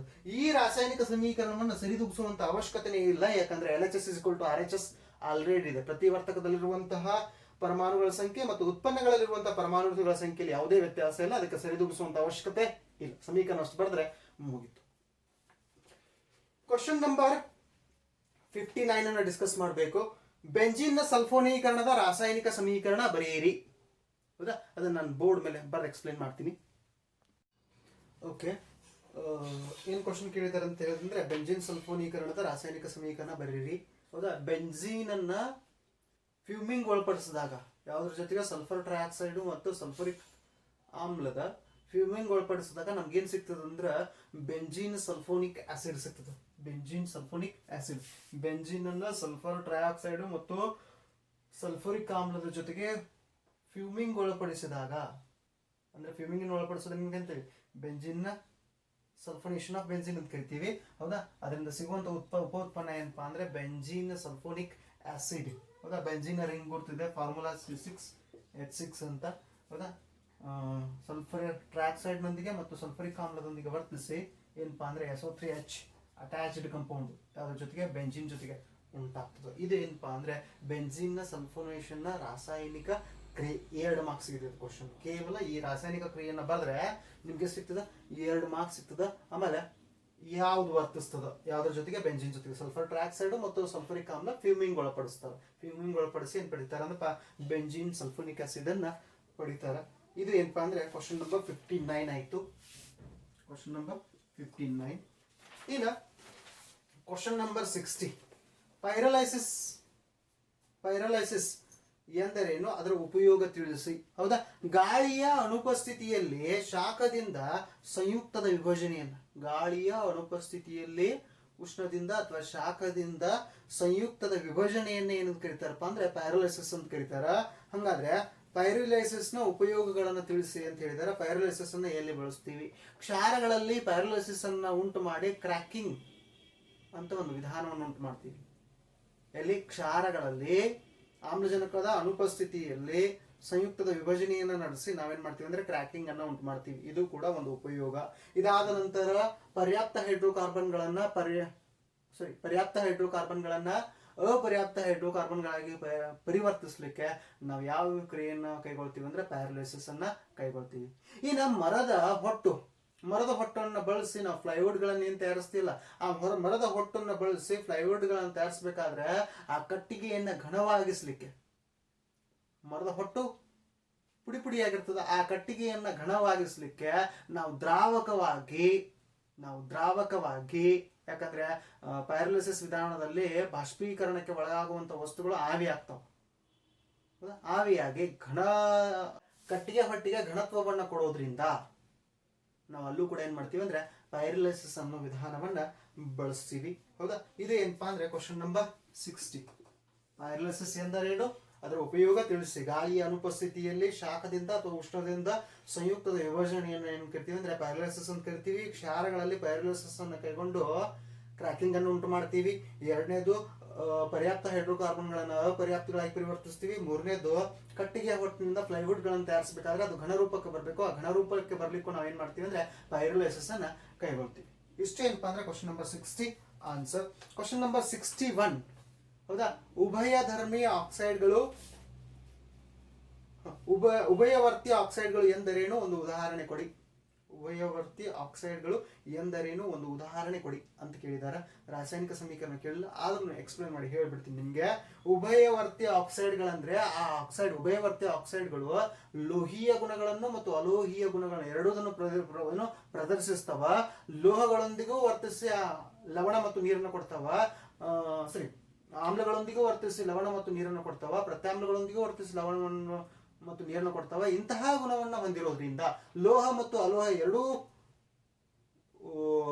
ಲಕ್ಷಣಗಳನ್ನ ಪ್ರದರ್ಶಿಸುವುದರಿಂದ ಇವುಗಳನ್ನ ಏನ್ ಕೇಳ್ತಾರೆ ಅಂದ್ರೆ ಉಭಯವರ್ತಿ ಆಕ್ಸೈಡ್ಗಳು. ಉಭಯವರ್ತಿ ಆಕ್ಸೈಡ್ಗಳಿಗೆ ಉದಾಹರಣೆ ಯಾವ್ದಪ್ಪ ಅಂದ್ರೆ question number 61 aluminium oxide Al2O3 ಮತ್ತು ಸತುವಿನ ಆಕ್ಸೈಡ್. ಇನ್ನು ನಾನೇನ್ ಹೇಳಿದೆ ಅಂದ್ರೆ ಆಮ್ಲೀಯ ಗುಣವನ್ನು ಪ್ರದರ್ಶಿಸ್ತಾವ, ಪ್ರತ್ಯಾಮ್ಲೀಯ ಗುಣವನ್ನು ಪ್ರದರ್ಶಿಸ್ತಾವ. ಆಮ್ಲಗಳೊಂದಿಗೂ ವರ್ತಿಸಿ ಲವಣವನ್ನು ನೀರು ಕೊಡ್ತಾವ ಮತ್ತು ಪ್ರತ್ಯಾಮ್ಲಗಳೊಂದಿಗೂ ವರ್ತಿಸಿ ಲವಣವನ್ನು ಮತ್ತು ನೀರನ್ನು ಕೊಡ್ತಾವ ಅನ್ನೋದಕ್ಕೊಂದು ಎಕ್ಸಾಂಪಲ್ ಇಲ್ಲಿ ಇಲ್ಲ, ಆದ್ರೆ ನಿಮ್ಗೆ ಮತ್ತೆ ನೆಕ್ಸ್ಟ್ ಎಕ್ಸಾಮ್ಸ್ ಕೇಳಬಹುದು. ಅದಕ್ಕೆ ಸಂಬಂಧಪಟ್ಟಂತೆ ಒಂದು ಸ್ವಲ್ಪ ಉಭಯಧರ್ಮಿಗಳ ಬಗ್ಗೆ ಹೇಳ್ತೀನಿ. ಫಾರ್ ಎಕ್ಸಾಂಪಲ್ ಅಲ್ಯೂಮಿನಿಯಂ ಆಕ್ಸೈಡ್ ಅನ್ನ ತಗೊಳ್ಳೋಣ. Al2O3 ಯಾವ್ದೊಂದಿಗೆ ವರ್ತಿಸ್ತದೆ ಅಂದ್ರೆ ಹೈಡ್ರೋಕ್ಲೋರಿಕ್ ಆಮ್ಲದೊಂದಿಗೆ ವರ್ತಿಸ್ತದೆ.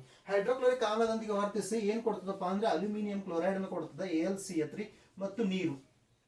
ಹಾಗಾದ್ರೆ ಇಲ್ಲಿ ಇರುವಂತಹ ಅಲ್ಯೂಮಿನಿಯಂ ಆಕ್ಸೈಡ್ ಯಾವ ಗುಣವನ್ನು ತೋರಿಸ್ತಾ ಇದೆ? ಪ್ರತ್ಯಾಮ್ಲೀಯ ಗುಣವನ್ನು ತೋರಿಸ್ತಾ ಇದೆ. ಆಮ್ಲದೊಂದಿಗೆ ವರ್ತಿಸಿ ಲವಣ ಮತ್ತು ನೀರನ್ನು ಕೊಡ್ತಾ ಇದೆ. ಇನ್ನು ಇದೇ ಅಲ್ಯೂಮಿನಿಯಂ ಆಕ್ಸೈಡ್ ಅನ್ನ Al2O3 ಅನ್ನ ನಾನೇನ್ ಮಾಡ್ತೀನಿ ಅಂದ್ರೆ ಸೋಡಿಯಂ ಹೈಡ್ರಾಕ್ಸೈಡ್ ನೊಂದಿಗೆ ವರ್ತಿಸೋ ಹಾಗೆ ಮಾಡ್ತೀನಿ. ಯಾವ್ದೊಂದಿಗೆ? ಸೋಡಿಯಂ ಹೈಡ್ರಾಕ್ಸೈಡ್ ನೊಂದಿಗೆ ವರ್ತಿಸೋ ಹಾಗೆ ಮಾಡ್ತೀನಿ. ಅವಾಗ ನನಗೇನ್ ಸಿಗ್ತದಂದ್ರೆ NaAlO2 ಸೋಡಿಯಂ ಅಲ್ಯೂಮಿನೇಟ್ ಮತ್ತು ಇಲ್ಲೇ ಕೂಡ ಏನ್ ಸಿಗ್ತದೆ ಅಂದ್ರೆ ನೀರು. ಹಾಗಾದ್ರೆ ಇಲ್ಲಿ ಏನಾಗಿತ್ತು ಅಂದ್ರೆ ಪ್ರತ್ಯಾಮ್ಲೀಯ ಗುಣವನ್ನು ಪ್ರದರ್ಶಿಸ್ತು ಅಲ್ಯೂಮಿನಿಯಂ ಆಕ್ಸೈಡ್. ಇಲ್ಲಿ ಏನ್ ಪ್ರದರ್ಶಿಸ್ತಾ ಇದೆ? ಆಮ್ಲೀಯ ಗುಣವನ್ನು ಪ್ರದರ್ಶಿಸ್ತಾ ಇದೆ. ಯಾವ ಗುಣವನ್ನ? ಆಮ್ಲೀಯ ಗುಣವನ್ನ. ಹೌದಾ, ಆಮ್ಲ ಪ್ರತ್ಯಾಮ್ಲದೊಂದಿಗೆ ವರ್ತಿಸಿ ಲವಣ ಮತ್ತು ನೀರು, ಪ್ರತ್ಯಾಮ್ಲ ಆಮ್ಲದೊಂದಿಗೆ ವರ್ತಿಸಿ ಲವಣ ನೀರು, ಈ ಎರಡೂ ಗುಣಗಳನ್ನ ಪ್ರದರ್ಶಿಸೋದ್ರಿಂದ ಇವುಗಳನ್ನ ಏನ್ ಕರೀತಾರ? ಉಭಯವರ್ತಿ ಆಕ್ಸೈಡ್ಗಳು. ಆಮ್ಲಗಳ ಗುಣಗಳನ್ನು ಪ್ರದರ್ಶಿಸ್ತವ, ಪ್ರತ್ಯಾಮ್ಲಗಳ ಗುಣಗಳನ್ನು ಪ್ರದರ್ಶಿಸ್ತವ. ಆಮ್ಲಗಳೊಂದಿಗೆ ವರ್ತಿಸಿ ಲವಣ ಮತ್ತು ನೀರನ್ನು ಕೊಡ್ತಾವ, ಪ್ರತ್ಯಾಮ್ಲಗಳೊಂದಿಗೆ ವರ್ತಿಸಿ ಲವಣ ಮತ್ತು ನೀರನ್ನು ಕೊಡ್ತಾವ. ಇಂತಹ ಗುಣವನ್ನು ಪ್ರದರ್ಶಿಸೋದ್ರಿಂದ ಇವುಗಳಿಗೆ ಏನ್ ಕರೀತಾರ? ಉಭಯವರ್ತಿ ಆಕ್ಸೈಡ್ಗಳು. ಉದಾಹರಣೆ ಅಲ್ಯೂಮಿನಿಯಂ ಆಕ್ಸೈಡ್ ಮತ್ತು ಸತುವಿನ ಆಕ್ಸೈಡ್. ಅಲ್ಯೂಮಿನಿಯಂ ಆಕ್ಸೈಡ್ ಮತ್ತು ಯಾವುದು? ಸತುವಿನ ಆಕ್ಸೈಡ್. ಹೌದಾ. Question number 62. ಕ್ವಶನ್ ನಂಬರ್ 62 ನೋಡ್ರಿ. ಕ್ವಶನ್ ನಂಬರ್ 62 ಏನಿದೆಪ್ಪ ಅಂದ್ರೆ ದ್ವಿತೀಯ ಸಂಶ್ಲೇಷಣೆಯ ಎರಡು ಹಂತಗಳಿಗಿರುವ ಯಾವುದಾದ್ರೂ ಎರಡು ವ್ಯತ್ಯಾಸಗಳನ್ನು ತಿಳಿಸಿ. ದ್ವಿತೀಯ ಸಂಶ್ಲೇಷಣೆಯ ಹಂತಗಳಿಗಿರುವ ಎರಡು ವ್ಯತ್ಯಾಸಗಳನ್ನು ತಿಳಿಸಿ. ಕ್ವಶನ್ ಸ್ವಲ್ಪ ಚೇಂಜ್ ಕೊಡ್ಬೇಕಾಗಿತ್ತು ಅಂತ ನಂಗೆ ಅನಿಸ್ತಾ ಇದೆ. ದ್ವಿತೀಯ ಸಂಶ್ಲೇಷಣೆಯ ಎರಡು ಹಂತಗಳು ಅನ್ನೋದಕ್ಕಿಂತನೂ ಇನ್ನು ಎರಡು ಪ್ರಕ್ರಿಯೆಗಳು ಅಂತ ಬರ್ತಾವೆ ಸಸ್ಯಗಳಲ್ಲಿ. ಇನ್ನು ಬೆಳಕಿನ ಸಹಾಯದಿಂದ ನಡೆಯುವಂತಹ ಪ್ರಕ್ರಿಯೆ, ಬೆಳಕಿನ ಸಹಾಯದಿಂದ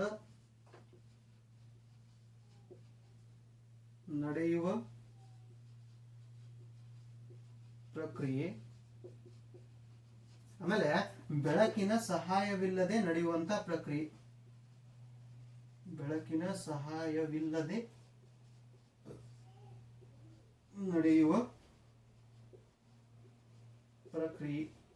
ಲಕ್ಷ ಕೊಟ್ರೆ ಇನ್ನು ಏನ್ ಕೇಳಿದಾರೆ ಕ್ವಶನ್, ದ್ವಿತೀಯ ಸಂಶ್ಲೇಷಣೆ ಎರಡು ಹಂತಗಳಿಗಿರುವ ಯಾವುದಾದ್ರೂ ಎರಡು ವ್ಯತ್ಯಾಸಗಳನ್ನ ಬರೆಯಿರಿ.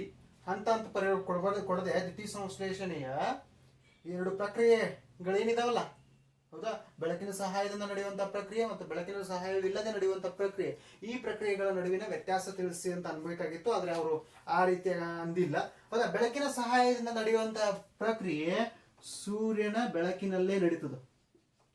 ಹೌದಾ, ಆಮೇಲೆ ಬೆಳಕಿನ ಸಹಾಯವಿಲ್ಲದೆ ನಡೆಯುವಂತಹ ಪ್ರಕ್ರಿಯೆ ಸೂರ್ಯನ ಬೆಳಕಿನ ಸಹಾಯವಿಲ್ಲದೆ ಏನಾಗ್ತದೆ, ನಡೀತದೆ. ಇದು ಒಂದು ವ್ಯತ್ಯಾಸ. ಎರಡನೇದು, ಬೆಳಕಿನ ಸಹಾಯದಿಂದ ನಡೆಯುವಂತಹ ಪ್ರಕ್ರಿಯೆಯಲ್ಲಿ ಕಚ್ಚಾ ವಸ್ತುಗಳಾಗಿ ಕಾರ್ಬನ್ ಡೈಆಕ್ಸೈಡು, ನೀರು, ಬೆಳಕು, ಖನಿಜಗಳು, ಪೋಷಕಾಂಶಗಳು ಇಂಥವು ಏನಾಗ್ತಾವ ಅಂದ್ರೆ ಬಳಕೆ ಆಗ್ತಾವ. ಬೆಳಕಿನ ಸಹಾಯವಿಲ್ಲದೆ ನಡೆಯುವಂತಹ ಪ್ರಕ್ರಿಯೆಯಲ್ಲಿ ಕಚ್ಚಾ ವಸ್ತುಗಳಾಗಿ ಅಥವಾ ಪ್ರತಿವರ್ತಕಗಳಾಗಿ ಆಹಾರ C6H12O6 ಮತ್ತು ಆಮ್ಲಜನಕ ಏನಾಗ್ತಾವಪ್ಪ ಅಂದ್ರೆ ಬಳಕೆ ಆಗ್ತಾವ. ಇಲ್ಲಿ ಕಚ್ಚಾ ವಸ್ತುಗಳಾಗಿ ಕಾರ್ಬನ್ ಡೈಆಕ್ಸೈಡ್, ನೀರು, ಬೆಳಕು, ಪೋಷಕಾಂಶಗಳು ಇಂಥವೆಲ್ಲ ಕಚ್ಚಾ ವಸ್ತುಗಳಾಗಿ ಬಳಕೆ ಆಗ್ತಾವ. ಬೆಳಕಿನ ಸಹಾಯವಿಲ್ಲದೆ ನಡೆಯುವಂತಹ ಪ್ರಕ್ರಿಯೆಯಲ್ಲಿ ಪಿಷ್ಟ ಅಥವಾ ಆಹಾರ, ಆಮ್ಲಜನಕ ಇಂತಹ ವಸ್ತುಗಳು ಏನಾಗ್ತವೆ ಅಂದ್ರೆ ಕಚ್ಚಾ ವಸ್ತುಗಳಾಗಿ ಬಳಕೆ ಆಗ್ತಾವ. ಆಮೇಲೆ ಬೆಳಕಿನ ಸಹಾಯದಿಂದ ನಡೆಯುವಂತಹ ಪ್ರಕ್ರಿಯೆ ಗ್ರಾಣದಲ್ಲಿ ನಡೀತದ. ಎಲ್ಲಿ ನಡೀತದ? ಗ್ರಾಣದಲ್ಲಿ. ಆಮೇಲೆ ಬೆಳಕಿನ ಸಹಾಯವಿಲ್ಲದೆ ನಡೆಯುವಂತಹ ಕ್ರಿಯೆ ಎಲ್ಲಿ ನಡೀತದ ಅಂದ್ರೆ ಸ್ಟ್ರೋಮಾದಲ್ಲಿ ನಡೀತದ. ಸ್ಟೋಮಾ ಮತ್ತು ಗ್ರಾಣ ಕ್ಲೋರೋಫ್ಲಾಸ್ಟ್ ನಲ್ಲಿ ಇರ್ತಾವ. ಕ್ಲೋರೋಫ್ಲಾಸ್ಟ್ ನ ರಚನೆ ನಿಮ್ಗೆ ಗುರ್ತದ. ಹೌದಾ, ಹಾಗಾದ್ರೆ ಬೆಳಕಿನ ಸಹಾಯದಿಂದ ನಡೆಯುವಂತ ಪ್ರಕ್ರಿಯೆ ಗ್ರಾಣದಲ್ಲಿ ನಡೀತದ. ಬೆಳಕಿನ ಸಹಾಯವಿಲ್ಲದೆ ನಡೆಯುವಂತ ಪ್ರಕ್ರಿಯೆ ಸ್ಟೋಮಾದಲ್ಲಿ ನಡೀತದ. ಆಮೇಲೆ ಬೆಳಕಿನ ಸಹಾಯದಿಂದ ನಡೆಯುವಂತ ಪ್ರಕ್ರಿಯೆಯಲ್ಲಿ ಉಪ ಉತ್ಪನ್ನಗಳಾಗಿ ಏನ್ ಸಿಗ್ತಾವಪ್ಪ ಅಂದ್ರೆ ಆಮ್ಲಜನಕ, ನೀರು, ಆಹಾರ, ಹೌದಾ, ಇಂತಹ ವಸ್ತುಗಳು ಸಿಗ್ತಾವ. ಆಮೇಲೆ ಬೆಳಕಿನ ಸಹಾಯವಿಲ್ಲದೆ ನಡೆಯುವಂತಹ ಪ್ರಕ್ರಿಯೆಯಲ್ಲಿ ಉಪ ಉತ್ಪನ್ನಗಳಾಗಿ ಏನ್ ಸಿಗ್ತಾವಪ್ಪ ಅಂದ್ರೆ ಕಾರ್ಬನ್ ಡೈಆಕ್ಸೈಡ್, ನೀರು, ಆಮೇಲೆ ಶಕ್ತಿ. Very important. ಯಾಕಂದ್ರೆ ಸಸ್ಯಗಳಿಗೂ ಶಕ್ತಿ ಬೇಕು ಅಭಿಸರಣ ಕ್ರಿಯೆಯನ್ನು ನಡೆಸಲಿಕ್ಕೆ, ಅಭಿಸರಣ ಒತ್ತಡವನ್ನು ನಡೆಸಲಿಕ್ಕೆ, ಮರುಸ್ಥಾನಾಂತರ ಟ್ರಾನ್ಸ್ಲೋಕೇಶನ್, ಆಸ್ಮೋಟಿಕ್ ಪ್ರೆಷರ್ ಮತ್ತು ಟ್ರಾನ್ಸ್ಲೋಕೇಶನ್ ಈ ಎರಡೂ ಚಟುವಟಿಕೆಗಳನ್ನು ನಡೆಸಲಿಕ್ಕೆ ಸಸ್ಯಗಳಿಗೂ ಶಕ್ತಿ ಬೇಕು. ಆ ಶಕ್ತಿಯನ್ನು ಯಾವುದರಿಂದ ಪಡಿತಾವಂದ್ರೆ ಬೆಳಕಿನ ಸಹಾಯವಿಲ್ಲದೆ ನಡೆಯುವಂತ ಕ್ರಿಯೆ ರಾತ್ರಿಯಲ್ಲಿ ನಡೀತದ, ಇದು ಆವಾಗ ಪಡ್ಕೊಳ್ತಾವ. ಬೆಳಕಿನ ಸಹಾಯದಿಂದ ನಡೆಯುವಂತ ಕ್ರಿಯೆ ಹಗಲಿನಲ್ಲಿ ನಡೀತದ. ಈ ಕ್ರಿಯೆಯನ್ನ ನಡೆಸಿ ಅವೇನ್ ಮಾಡ್ತಾವ ಅಂದ್ರೆ ಆಮ್ಲಜನಕ, ನೀರು ಮತ್ತು ಆಹಾರವನ್ನು ಉತ್ಪತ್ತಿ, ಪಿಷ್ಟ ರೂಪದಲ್ಲಿ ಆಹಾರವನ್ನು ಉತ್ಪತ್ತಿ ಮಾಡುವಂತ ಕೆಲಸ ಮಾಡ್ತಾವ.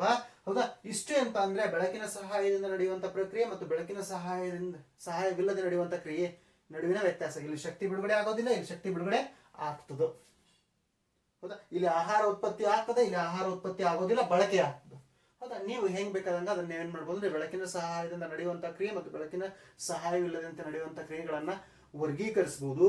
ಆಮೇಲೆ ನಮ್ಮ 10th ಸ್ಟ್ಯಾಂಡರ್ಡ್ ಟೆಕ್ಸ್ಟ್ ಬುಕ್ ಅಲ್ಲಿ ಏನಪ್ಪಾ ಅಂದ್ರೆ ದ್ವಿತೀಯ ಸಂಶ್ಲೇಷಣೆ ಹಂತಗಳು 3 ಕೊಟ್ಟಿದ್ದಾರೆ. ಯಾವ್ದಪ್ಪ ಅಂದ್ರೆ, ಹೌದಾ, ಯಾವ್ದು ಅಂತ ಒಂದೊಂದಾಗಿ ನೋಡ್ತಾ ಹೋಗೋಣ. ಮೊದಲನೇದು ಕ್ಲೋರೋಫಿಲ್ ಬೆಳಕಿನ ಶಕ್ತಿಯನ್ನ ಹೀರ್ಕೊಳ್ತದೆ. ಯಾವುದು? ಪತ್ರಹರಿತಲ್ಲಿರುವಂತಹ ಸಸ್ಯಗಳ ಎಲೆಗಳಲ್ಲಿರುವಂತಹ ಪತ್ರಹರಿತು ಏನ್ ಮಾಡ್ತದ? ಬೆಳಕಿನ ಶಕ್ತಿಯನ್ನ ಹೀರ್ತದ. ಇವು ಹಂತ ಅಂತ ಕೊಟ್ಟಿದ್ದಾರೆ ಅವರು. ಹೌದಾ, ಹಂಗಾದ್ರೆ ಇವು ಹಂತಗಳಲ್ಲ, ಇವು ಪ್ರಕ್ರಿಯೆಗಳು. ಹೌದಾ, ಮೊದಲನೇ ಹಂತ ಕ್ಲೋರೋಫಿಲ್ ಸೂರ್ಯನ ಬೆಳಕಿನ ಶಕ್ತಿಯನ್ನ ಹೀರ್ಕೊಳ್ತದ. ಎರಡನೇ ಹಂತ ಯಾವ್ದಪ್ಪ ಅಂದ್ರೆ ಬೆಳಕಿನ ಶಕ್ತಿಯನ್ನ ರಾಸಾಯನಿಕ ಶಕ್ತಿಯಾಗಿ ಪರಿವರ್ತಿಸ್ತದ. ಬೆಳಕಿನ ಶಕ್ತಿಯನ್ನ ರಾಸಾಯನಿಕ ಶಕ್ತಿಯಾಗಿ ಪರಿವರ್ತಿಸ್ತದ. ಅದೇ ಹಂತದಲ್ಲಿ, ಹೌದಾ, ಬೇರುಗಳ ಮೂಲಕ ಹೀರಿಕೊಳ್ಳಲ್ಪಟ್ಟಂತ ನೀರನ್ನ ಹೈಡ್ರೋಜನ್ ಮತ್ತು ಆಕ್ಸಿಜನ್ ಆಗಿ ವಿಭಜಿಸುವಂತ ಕೆಲಸ ನಡೀತದ. ಆಮೇಲೆ ಮೂರನೇ ಹಂತದಲ್ಲಿ ಏನಪ್ಪಾ ಅಂದ್ರೆ ದ್ವಿತೀಯ ಸಂಶ್ಲೇಷಣೆ ನಡೆಸಬೇಕಾದ್ರೆ ಏನ್ ಕಾರ್ಬನ್ ಹೀರ್ಕೊಂಡಿರ್ತಾವಲ್ಲ, ಆ ಕಾರ್ಬನ್ ಅನ್ನ ಕಾರ್ಬೋಹೈಡ್ರೇಟ್ ಆಗಿ ಪರಿವರ್ತಿಸುವಂತ ಕೆಲಸ ಮೂರನೇ ಹಂತದಲ್ಲಿ ನಡೀತದ. ಕಾರ್ಬೋಹೈಡ್ರೇಟ್ ಆಗಿ ಪರಿವರ್ತಿಸುವುದು. ಇವು ಏನಪ್ಪಾ ಅಂದ್ರೆ ಹಂತಗಳು, ದ್ವಿತೀಯ ಸಂಶ್ಲೇಷಣೆಯ ಹಂತಗಳು. ದ್ವಿತೀಯ ಸಂಶ್ಲೇಷಣೆ ಮೊದಲನೇ ಹಂತ ಕ್ಲೋರೋಫಿಲ್ ಬೆಳಕಿನ ಶಕ್ತಿಯನ್ನ ಹೀರ್ಕೊಳ್ತದೆ ಸೂರ್ಯನಿಂದ. ಈ ಎರಡನೇದು ಬೆಳಕಿನ ಶಕ್ತಿ ರಾಸಾಯನಿಕ ಶಕ್ತಿಯಾಗಿ ಪರಿವರ್ತನೆ ಆಗ್ತದೆ. ಅದೇ ಹಂತದಲ್ಲಿ ನೀರಿದ್ದು ವಿಭಜನೆ ಕ್ರಿಯೆಗೆ ಒಳಗಾಗಿ ಹೈಡ್ರೋಜನ್ ಮತ್ತು ಆಕ್ಸಿಜನ್ ಆಗಿ ವಿಭಜನೆ ಹೊಂದದ. ಮೂರನೇ ಹಂತ ವಾತಾವರಣದಿಂದ ಏನ್ ಕಾರ್ಬನ್ ಡೈಆಕ್ಸೈಡ್ ಹಿಡ್ಕೊಂಡಿದಾವಲ್ಲ, ಆ ಕಾರ್ಬನ್ ಡೈಆಕ್ಸೈಡ್ ಅನ್ನು ಕಾರ್ಬೋಹೈಡ್ರೇಟ್ ಆಗಿ ಪರಿವರ್ತಿಸುವಂತ ಕೆಲಸ ನಡೀತದ. ಇವು ಏನಪ್ಪಾ ಅಂದ್ರೆ ದ್ವಿತೀಯ ಸಂಶ್ಲೇಷಣೆಯ 3 ಹಂತಗಳು. ಇವು 2 ಏನಪ್ಪಾ ಅಂದ್ರೆ ಪ್ರಕ್ರಿಯೆಗಳು. ಕ್ವಶನ್ ಒಂದ್ ಸ್ವಲ್ಪ ಚೇಂಜ್ ಮಾಡಿದ್ರೆ ಇನ್ನೂ ಬೆಟರ್ ಇರ್ತಿತ್ತು ಅಂತ ನಂಗೆ ಅನಿಸ್ತದ. ಹೌದಾ, ಅದು ಹಿಂಗೆ ಕೀ ಆನ್ಸರ್ ಅವ್ರು ರೆಡಿ ಮಾಡಿದಾರೆ, ಅವ್ರಿಗೆ ಬಿಟ್ಟಿದ್ದದು. ನನಗೆ ಎರಡೂದನ್ನು ಕೊಟ್ಟಿದ್ದೀನಿ ನಿಮ್ಗೆ. ಹೌದಾ, ಇದಕ್ಕೆ ಸಂಬಂಧ ಪ್ರಕ್ರಿಯೆ ಅಂತ ಕೇಳಿದ್ರೆ ವ್ಯತ್ಯಾಸ ಬರೀರಿ, ಹಂತಗಳಂತ ಕೇಳಿದ್ರೆ ಅದಕ್ಕೆ ಸಂಬಂಧಪಟ್ಟಂತ ಉತ್ತರಗಳನ್ನ ಬರೀರಿ. ನೆಕ್ಸ್ಟ್ ಕ್ವಶನ್, ರಸಗೊಬ್ಬರ ತ್ಯಾಜ್ಯಗಳು ಕೊಳವೊಂದನ್ನು ಸೇರಿದಾಗ ಅಲ್ಲಿನ ಜಲಚರ ಜೀವಿಗೆ ಕಾರಣವಾಗಬಹುದು, ವಿವರಿಸಿ. ಹೆಂಗ ರಸಗೊಬ್ಬರಗಳು ಏನಪ್ಪಾ ಅಂದ್ರೆ ಹೆಚ್ಚು NPK ಗಳನ್ನ ಹೊಂದಿರ್ತವೆ.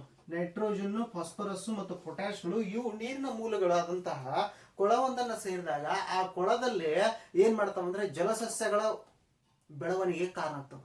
ಜಲಸಸ್ಯಗಳು ಅತಿಯಾಗಿ ಬೆಳೆದು ಅದೇ ಜಲಸಸ್ಯಗಳು ಆ ನೀರಿನಲ್ಲಿರುವಂತಹ ಆಮ್ಲಜನಕವನ್ನ ಬೆಳವಣಿಗೆ ಆಗ್ಲಿಕ್ಕೂ ಬಳಸ್ಕೊಳ್ತಾವ. ಆಮೇಲೆ ಅದೇ ಜಲಸಸ್ಯಗಳು ಅದೇ ನೀರಿನಲ್ಲಿ ಕೊಳ್ತಾಗ ಆ ನೀರಿನಲ್ಲಿರುವಂತಹ ಆಮ್ಲಜನಕವನ್ನು ಏನ್ ಮಾಡ್ತಾವ, ಹೀರ್ಕೊಳ್ತಾವ. ಇದರಿಂದ ನೀರಿನಲ್ಲಿರುವಂತಹ ಆಮ್ಲಜನಕದ ಮಟ್ಟ ಏನಾಗ್ತದ, ಕುಸಿತದ. ನೀರಿನಲ್ಲಿರುವಂತಹ ಆಮ್ಲಜನಕದ ಮಟ್ಟ ಕುಸಿದಾಗ ಜಲಚರ ಜೀವಿಗಳು ಏನು ವಿಸರಣೆಯ ಮೂಲಕ ಆಮ್ಲಜನಕ ಪಡಿತೇವಲ್ಲ, ಆ ಆಮ್ಲಜನಕ ಸರಿಯಾಗಿ ದೊರೆಯದೆ, ಅವುಗಳಿಗೆ ಎಷ್ಟು ಪ್ರಮಾಣದಲ್ಲಿ ದೊರೆಯಬೇಕಾಗಿತ್ತಲ್ಲ ಅಷ್ಟು ಪ್ರಮಾಣದಲ್ಲಿ ದೊರೆಯದೆ ಜಲಚರ ಜೀವಿಗಳು ಸಾವಿಗೆ ಕಾರಣ. ಜಲಚರ ಜೀವಿಗಳಿಗೆ ಸಾವಿಗೆ ಕಾರಣ ಆಗುವಂತ ಒಂದೇ ಒಂದು ಕಾರಣ ಯಾವಪ್ಪ ಅಂದ್ರೆ ನೀರಿನಲ್ಲಿರುವಂತಹ ಆಮ್ಲಜನಕದ ಮಟ್ಟ ಕುಸಿಯೋದು. ಆ ನೀರಿನಲ್ಲಿರುವಂತಹ ಆಮ್ಲಜನಕದ ಮಟ್ಟ ಕುಸಿಲಿಕ್ಕೆ ಕಾರಣ ಏನಪ್ಪಾ ಅಂದ್ರೆ ಜಲಸಸ್ಯಗಳ ಅತಿಯಾದ ಬೆಳವಣಿಗೆ. ಜಲಸಸ್ಯದ ಅತಿಯಾದ ಬೆಳವಣಿಗೆ ಕಾರಣ ಯಾವಪ್ಪ ಅಂದ್ರೆ ನಾವು ಬಳಸುವಂತಹ ರಾಸಾಯನಿಕ ಗೊಬ್ಬರಗಳಾದ ನೈಟ್ರೋಜನ್, ಫಾಸ್ಫರಸ್ ಮತ್ತು ಪೊಟ್ಯಾಶ್. ನೈಟ್ರೋಜನ್, ಫಾಸ್ಫರಸ್ ಮತ್ತು ಯಾವುದು, ಪೊಟ್ಯಾಶ್. ಅದಕ್ಕೆ ಆದಷ್ಟು ರಸಗೊಬ್ಬರಗಳು ಬಳಸೋಣ, ಆದ್ರೆ ಆ ರಸಗೊಬ್ಬರಗಳು ನೀರಿನ ಮೂಲಗಳಿಗೆ ಹರಿದು ಹೋಗದಿರೋ ಹಾಗೆ ನೋಡ್ಕೊಳ್ಳೋಣ. ಅಪ್ಪಿತಪ್ಪಿ ಅವು ಹರಿದು ಹೋದ್ರೆ, ಹೌದಾ, ಆ ನೀರಿನಲ್ಲಿ ಕೊಳವೊಂದರಲ್ಲಿ ಹೆಚ್ಚು ಜಲಸಸ್ಯಗಳು ಬೆಳಿತಾವ. ಆ ಜಲಸಸ್ಯಗಳು ನೀರಿನಲ್ಲಿರುವಂತಹ ಆಮ್ಲಜನಕದ ಮಟ್ಟ ಕುಸಿಲಿಕ್ಕೆ ಕಾರಣ ಆಗ್ತಾವ. ಅವು ಬೆಳಿಬೇಕಾದ್ರೂ ಅವು ಕೊಳಿಬೇಕಾದ್ರು. ಅದಕ್ಕೆ ಏನಪ್ಪಾ ಅಂದ್ರೆ ಜಲಚರ ಜೀವಿಗಳ ಸಾವಿಗೆ ಯಾವ ಕಾರಣ ಆಗ್ತಾವ, ರಾಸಾಯನಿಕ ಗೊಬ್ಬರಗಳು. ಆಮೇಲೆ ನೇರವಾಗಿ ರಾಸಾಯನಿಕಗಳು ಜಲಚರ ಜೀವಿಗಳ ದೇಹವನ್ನ ಸೇರೋದ್ರಿಂದನೂ ಕೂಡ ಏನ್ ಮಾಡ್ತಾವ ಅಂದ್ರೆ ಜಲಚರ ಜೀವಿಗಳ ಸಾವಿಗೂ ಕಾರಣ ಆಗ್ತಾವ. ಅದೊಂದೇ ಕಾರಣ ಇದು. ನೆಕ್ಸ್ಟ್ ಇದೇನಪ್ಪಾ ಅಂದ್ರೆ ಕ್ವಶನ್ ನಂಬರ್ 63. ಯಾವುದು, ರಸಗೊಬ್ಬರಗಳ ತ್ಯಾಜ್ಯಗಳು ಕೊಳವೊಂದನ್ನು ಸೇರಿದಾಗ ಅಲ್ಲಿನ ಜಲಚರ ಜೀವಿಗಳಿಗೆ ಕಾರಣವಾಗಬಹುದು, ವಿವರಿಸಿ. ಹೆಂಗೆ ಕಾರಣ ಆಗ್ಬಹುದು ಅನ್ನೋದನ್ನ ನಾನು ವಿವರಿಸಿ ನಿಮ್ಗೆ ಹೇಳಿದ್ದೀನಿ. 2 ಮಾರ್ಕ್ಸ್ ಕ್ವಶನ್, 2 ಪಾಯಿಂಟ್ಸ್ ಬರುತ್ತೆ ಸಾಕು. Next question number 64. Question number 64 ಏನಪ್ಪಾ ಅಂದ್ರೆ ನಮ್ಮ ಹಳೆಯ ಸಿಲೆಬಸ್ ಅಲ್ಲಿರುವಂತಹ ಮೈಟಾಸಿಸ್ ಮತ್ತು ಮಿಯಾಸಿಸ್ ಏನಪ್ಪಾ ಅಂದ್ರೆ ಕೋಶ ವಿಭಜನೆಯ ಪ್ರಕ್ರಿಯೆಗಳು, ಅವುಗಳಲ್ಲಿ ಹಂತಗಳು ಬರ್ತಾ ಇದ್ವು. ಕೋಶ ವಿಭಜನೆಯ ಹಂತಗಳು ಬರ್ತಾ ಇದ್ವು. ಮೈಟಾಸಿಸ್ ಅಲ್ಲೂ ಹಂತಗಳು ಬರ್ತಾ ಇದ್ವು, ಮಿಯಾಸಿಸ್ ಅಲ್ಲೂ ಹಂತಗಳು ಬರ್ತಾ ಇದ್ವು. ಅಲ್ಲೊಂದು 2 ಡಯಾಗ್ರಾಮ್ ಗಳನ್ನು ಕೊಟ್ಟಿದ್ದಾರೆ. ಆ ಡಯಾಗ್ರಾಮ್ ಆಧಾರದ ಮೇಲೆ ಅವು ಯಾವ ಹಂತಗಳು ಅಂತ ವಿವರಿಸಿ ಅಂತ ಹೇಳಿದ್ದಾರೆ. ಹೌದಾ, ನೀವೆಲ್ಲ ಏನ್ ಮಾಡ್ತಿರ್ತೀರ ಅಂದ್ರೆ ಈಗ 6th to 8th ಎಕ್ಸಾಮ್ ನಡೆಸ್ತಾ ಇದ್ದಾರೆ ಅಂದ್ರೆ ಹೊಸ ಟೆಕ್ಸ್ಟ್ ಬುಕ್ ಅನ್ನು ಓದ್ತಾ ಇದ್ದೀರಾ, ಹಳೆ ಸಿಲೆಬಸ್ ಕಡೆ ಯಾರು ಗಮನ ಹರಿಸೋದಿಲ್ಲ. ಅದಕ್ಕೆ ಸಂಬಂಧಪಟ್ಟಂತ ಒಂದು ಸ್ವಲ್ಪ ಇಲ್ಲಿ ಏನ್ ಮಾಡ್ತೀನಿ ಅಂದ್ರೆ ಮೈಟಾಸಿಸ್ ಅನ್ನ ಎಕ್ಸ್ಪ್ಲೇನ್ ಮಾಡುವಂತ ಕೆಲಸ ಒಂದು 2-3 ನಿಮಿಷದಲ್ಲಿ ನೋಡ್ರಿ.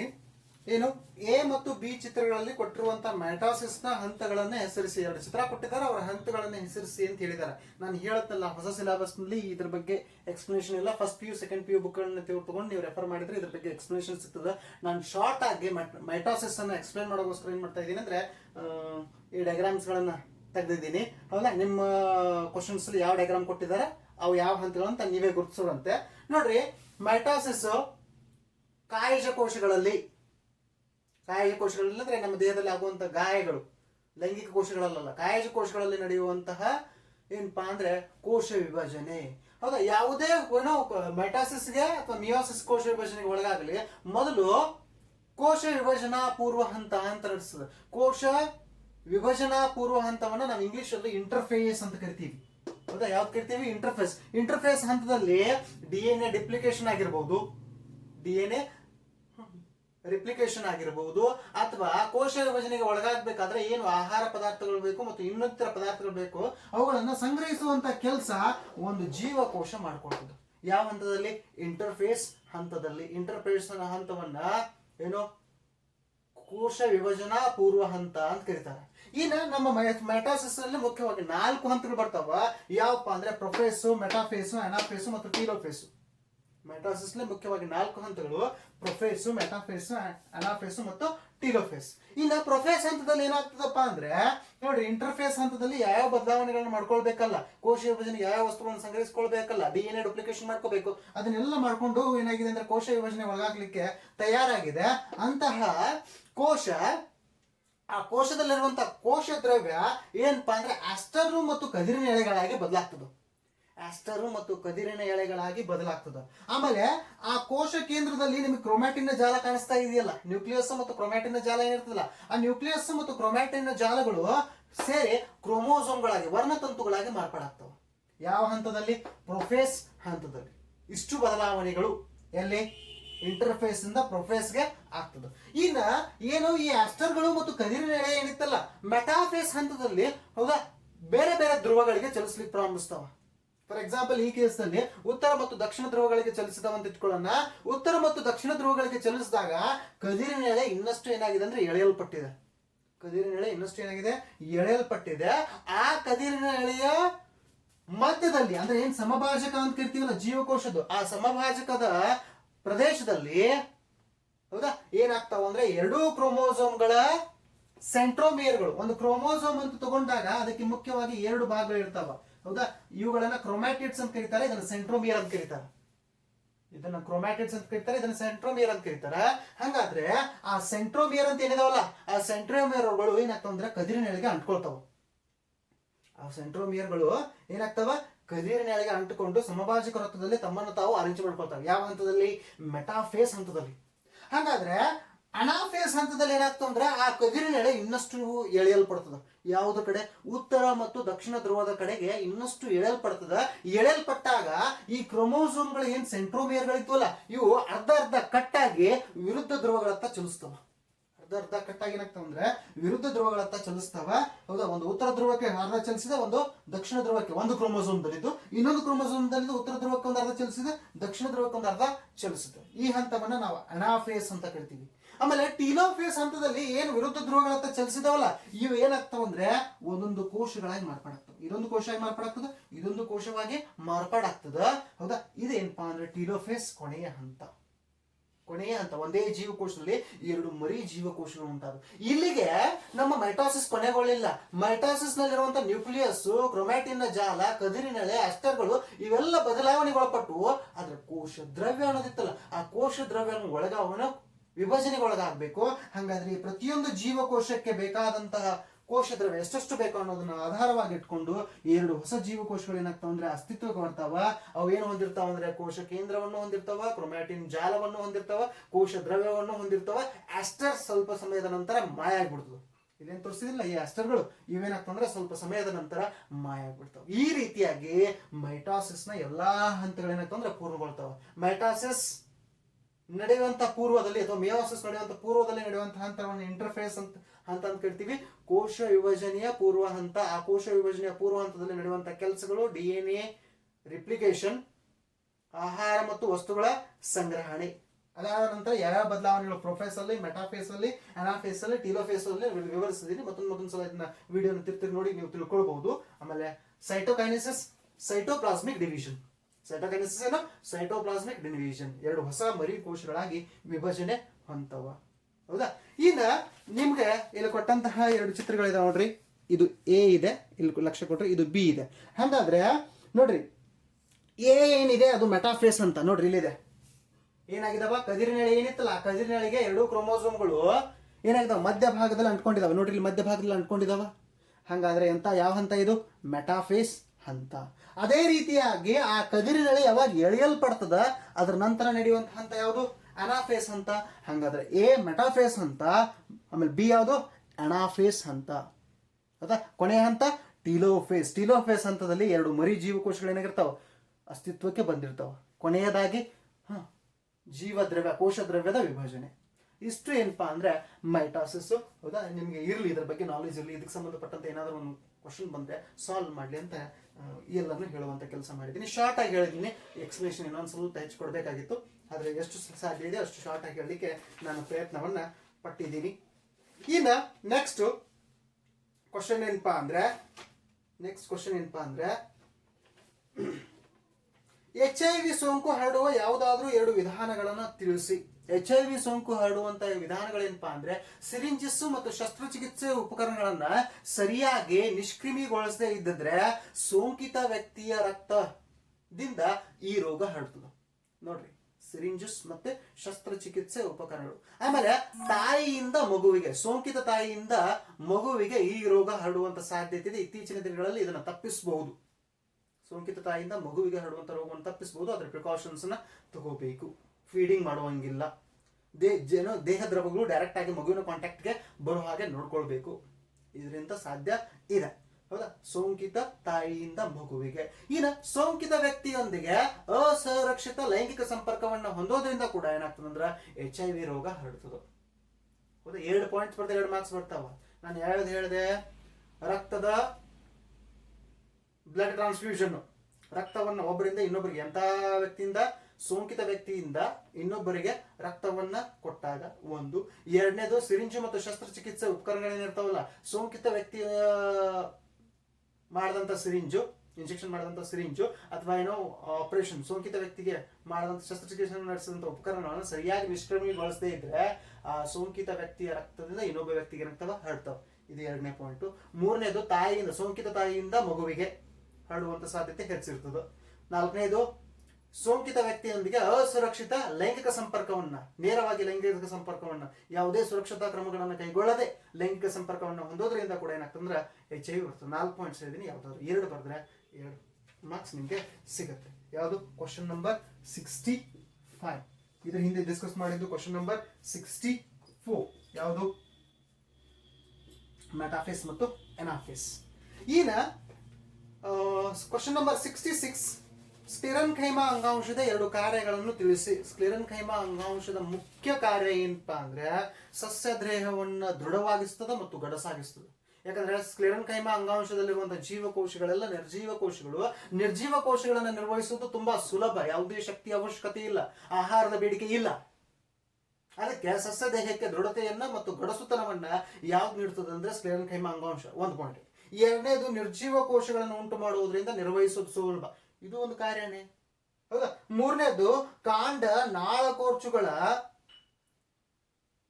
ಮೇಲ್ಮೈ, ಆಮೇಲೆ ಎಲೆಯ ನಾರು, ಇವುಗಳಿಗೆ ಯಾಂತ್ರಿಕ ಆಧಾರವನ್ನು ನೀಡುವಂತ ಕೆಲಸ ಸ್ಕ್ಲೆರೆನ್ಕೈಮಾ ಕೋಶಗಳು ಮಾಡ್ತಾವೆ. ನೋಡ್ರಿ, ಎಲ್ಲೆಲ್ಲಿ ಕಾಂಡ, ನಾಳಕೋರ್ಚು, ಎಲೆಯ ನಾರು, ಇವುಗಳಿಗೆ ಯಾಂತ್ರಿಕ ಆಧಾರವನ್ನ ನೀಡುವಂತ ಕೆಲಸ ಯಾವ ಮಾಡ್ತಾವಂದ್ರೆ ಸ್ಕ್ಲೆರೆನ್ಕೈಮಾ ಅಂಗಾಂಶಗಳು ಮಾಡ್ತಾವ. ಗಟ್ಟಿಯಾದ ಬೀಜಕ್ಕೆ ಒಂದು ಗಟ್ಟಿಯಾದ ಕವಚ ಇರ್ತದೆ, ಕಾಯಿಗೆ ಒಂದು ಗಟ್ಟಿಯಾದ ಕವಚ ಇರ್ತದೆ. ಆ ಗಟ್ಟಿಯಾದ ಕವಚವನ್ನು ನಿರ್ಮಾಣ ಮಾಡುವುದರಲ್ಲಿ ತೆಂಗಿನಕಾಯಿಯಲ್ಲಿರುವಂತ ನಾರು, ಅದರಲ್ಲಿರುವಂತ ಸಿಪ್ಪೆ ಯಾವುದರಿಂದ ಆಗಿದೆ ಅಂದ್ರೆ ಸ್ಕ್ಲೆರೆನ್ಕೈಮಾ ಕೋಶಗಳಿಂದ ಆಗಿದೆ. ಅದಕ್ಕೆ ಬೀಜಕ್ಕೆ ಮತ್ತು ಕಾಯಿಗಳಿಗೆ ರಕ್ಷಾ ಕವಚವನ್ನ ತಯಾರಿಸುವಂತ ಕೆಲಸ ಯಾವ್ದು ಮಾಡ್ತದ ಅಂದ್ರೆ ಸ್ಕ್ಲೆರೆನ್ಕೈಮಾ ಅಂಗಾಂಶ ಮಾಡ್ತದ. ತೊಗಟೆಯ ಮೂಲಕ ಗಾಳಿ ಮತ್ತು ನೀರು ಪ್ರವೇಶಿಸದೇ ಇರಾಗ, ಯಾಕಂದ್ರೆ ಸ್ಕ್ಲೆರೆನ್ಕೈಮಾ ಅಂಗಾಂಶದಲ್ಲಿ ಅಂತರಕೋಶೀಯ ಅವಕಾಶಗಳು ಬಹಳ ಕಡಿಮೆ ಇರ್ತಾವ. ಈ ಕಾರಣದಿಂದ ಆ ಸ್ಕ್ಲೆರೆನ್ಕೈಮಾ ಅಂಗಾಂಶಗಳಿರುವಂತಹ ತೊಗಟೆಯಲ್ಲಿ ನೀರು ಮತ್ತು ಗಾಳಿ ಚಲಿಸೋದಿಲ್ಲ. ಇದರಿಂದ ಸಸ್ಯ ದೇಹಕ್ಕೆ ರಕ್ಷಣೆ ಸಿಗ್ತದೆ. ಇಷ್ಟೆಲ್ಲ ಏನಪ್ಪಾ ಅಂದ್ರೆ ಸ್ಕ್ಲೆರೆನ್ಕೈಮಾ ಅಂಗಾಂಶದ ಕಾರ್ಯಗಳು. ಸ್ಕ್ಲೆರೆನ್ಕೈಮಾ ಅಂಗಾಂಶದ ಕಾರ್ಯಗಳು. ಹೌದಾ? ಈಗ ಕ್ವಶನ್ ನಂಬರ್ 67 ಮ್ಯಾಥಮೆಟಿಕ್ಸ್ ಸಂಬಂಧಪಟ್ಟಿದ್ದಿದೆ. ಹೌದಾ? ಇನ್ನು ಕ್ವಶನ್ ನಂಬರ್ 77 to 88 ಏನಿದಾವಲ್ಲ ಅವೆಲ್ಲ 3 ಅಂಕದ ಪ್ರಶ್ನೆಗಳು. ಅವುಗಳನ್ನ ಏನ್ ಮಾಡ್ತೀನಿ ಅಂದ್ರೆ ಮತ್ತೊಂದು ವಿಡಿಯೋ, ಅವುಗಳೆಲ್ಲ 3 ಅಂಕದ ಪ್ರಶ್ನೆಗಳು. 3 ಅಂಕದ ಪ್ರಶ್ನೆಗಳು ಸಾಧ್ಯ ಆದ್ರೆ 3 ಅಂಕದ ಪ್ರಶ್ನೆಗಳು ಲಾಸ್ಟ್. 3 ಅಂಕದ ಪ್ರಶ್ನೆಗಳು ಮತ್ತೊಂದು ವಿಡಿಯೋ ರೂಪದಲ್ಲಿ, ತುಂಬಾ ಚಿಕ್ಕದಾಗ್ತದ ವಿಡಿಯೋ ಇದು, ಅದನ್ನು ಇದರಲ್ಲಿ ಸೇರಿಸಿದ್ರೆ ತುಂಬಾ ದೊಡ್ಡದಾಗ್ತದೆ ಅಂತೇಳಿ ಅದನ್ನ ಮತ್ತೊಂದು ವಿಡಿಯೋ ರೂಪದಲ್ಲಿ ನಿಮ್ಗೆ ಕೊಡುವಂತ ಕೆಲಸ ಮಾಡ್ತೀನಿ. ಹೌದಾ? ಅದಕ್ಕೆ ನಿಮ್ಗೆ ಏನಾದ್ರು ಯೂಸ್ಫುಲ್ ಆಗಬಹುದು ತಿಳ್ಕೊಂಡು ಮಾಡಿದ್ರೆ, ನಿಮ್ಗೆ ಇಷ್ಟ ಆದ್ರೆ ನಿಮ್ಮ ಫ್ರೆಂಡ್ಸ್ ಯಾರಾದ್ರು 6 to 8 ಓದೋರು ಇದ್ರೆ ಅವ್ರಿಗೆ ಕಳ್ಸ್ಕೊಡುವಂತ ಕೆಲಸ ಮಾಡ್ರಿ. ಹೌದಾ? ಆಮೇಲೆ ಸೈನ್ಸ್ ಬೇಕಾದಂತ ಎಲ್ಲಾ ವಿಷಯ ವಸ್ತುಗಳನ್ನು ನನ್ನ ವಿಡಿಯೋಗಳ ರೂಪದಲ್ಲಿ ನನ್ನ 8, 9, 10th ಮಕ್ಕಳಿಗೆ ಯಾವ ರೂಪದಲ್ಲಿ ಬೇಕೋ ಆ ರೂಪದಲ್ಲಿ ಮಾಡಿದ್ದೀನಿ. ನಿಮ್ಗೆ ಯೂಸ್ ಆದರೆ ಯೂಸ್ ಮಾಡ್ಕೊಳ್ಳಿ ಅಂತ ಹೇಳ್ತಾ ನಾನು ಈ ವಿಡಿಯೋನ ಮುಗಿಸ್ತಾ ಇದ್ದೀನಿ. Thank you.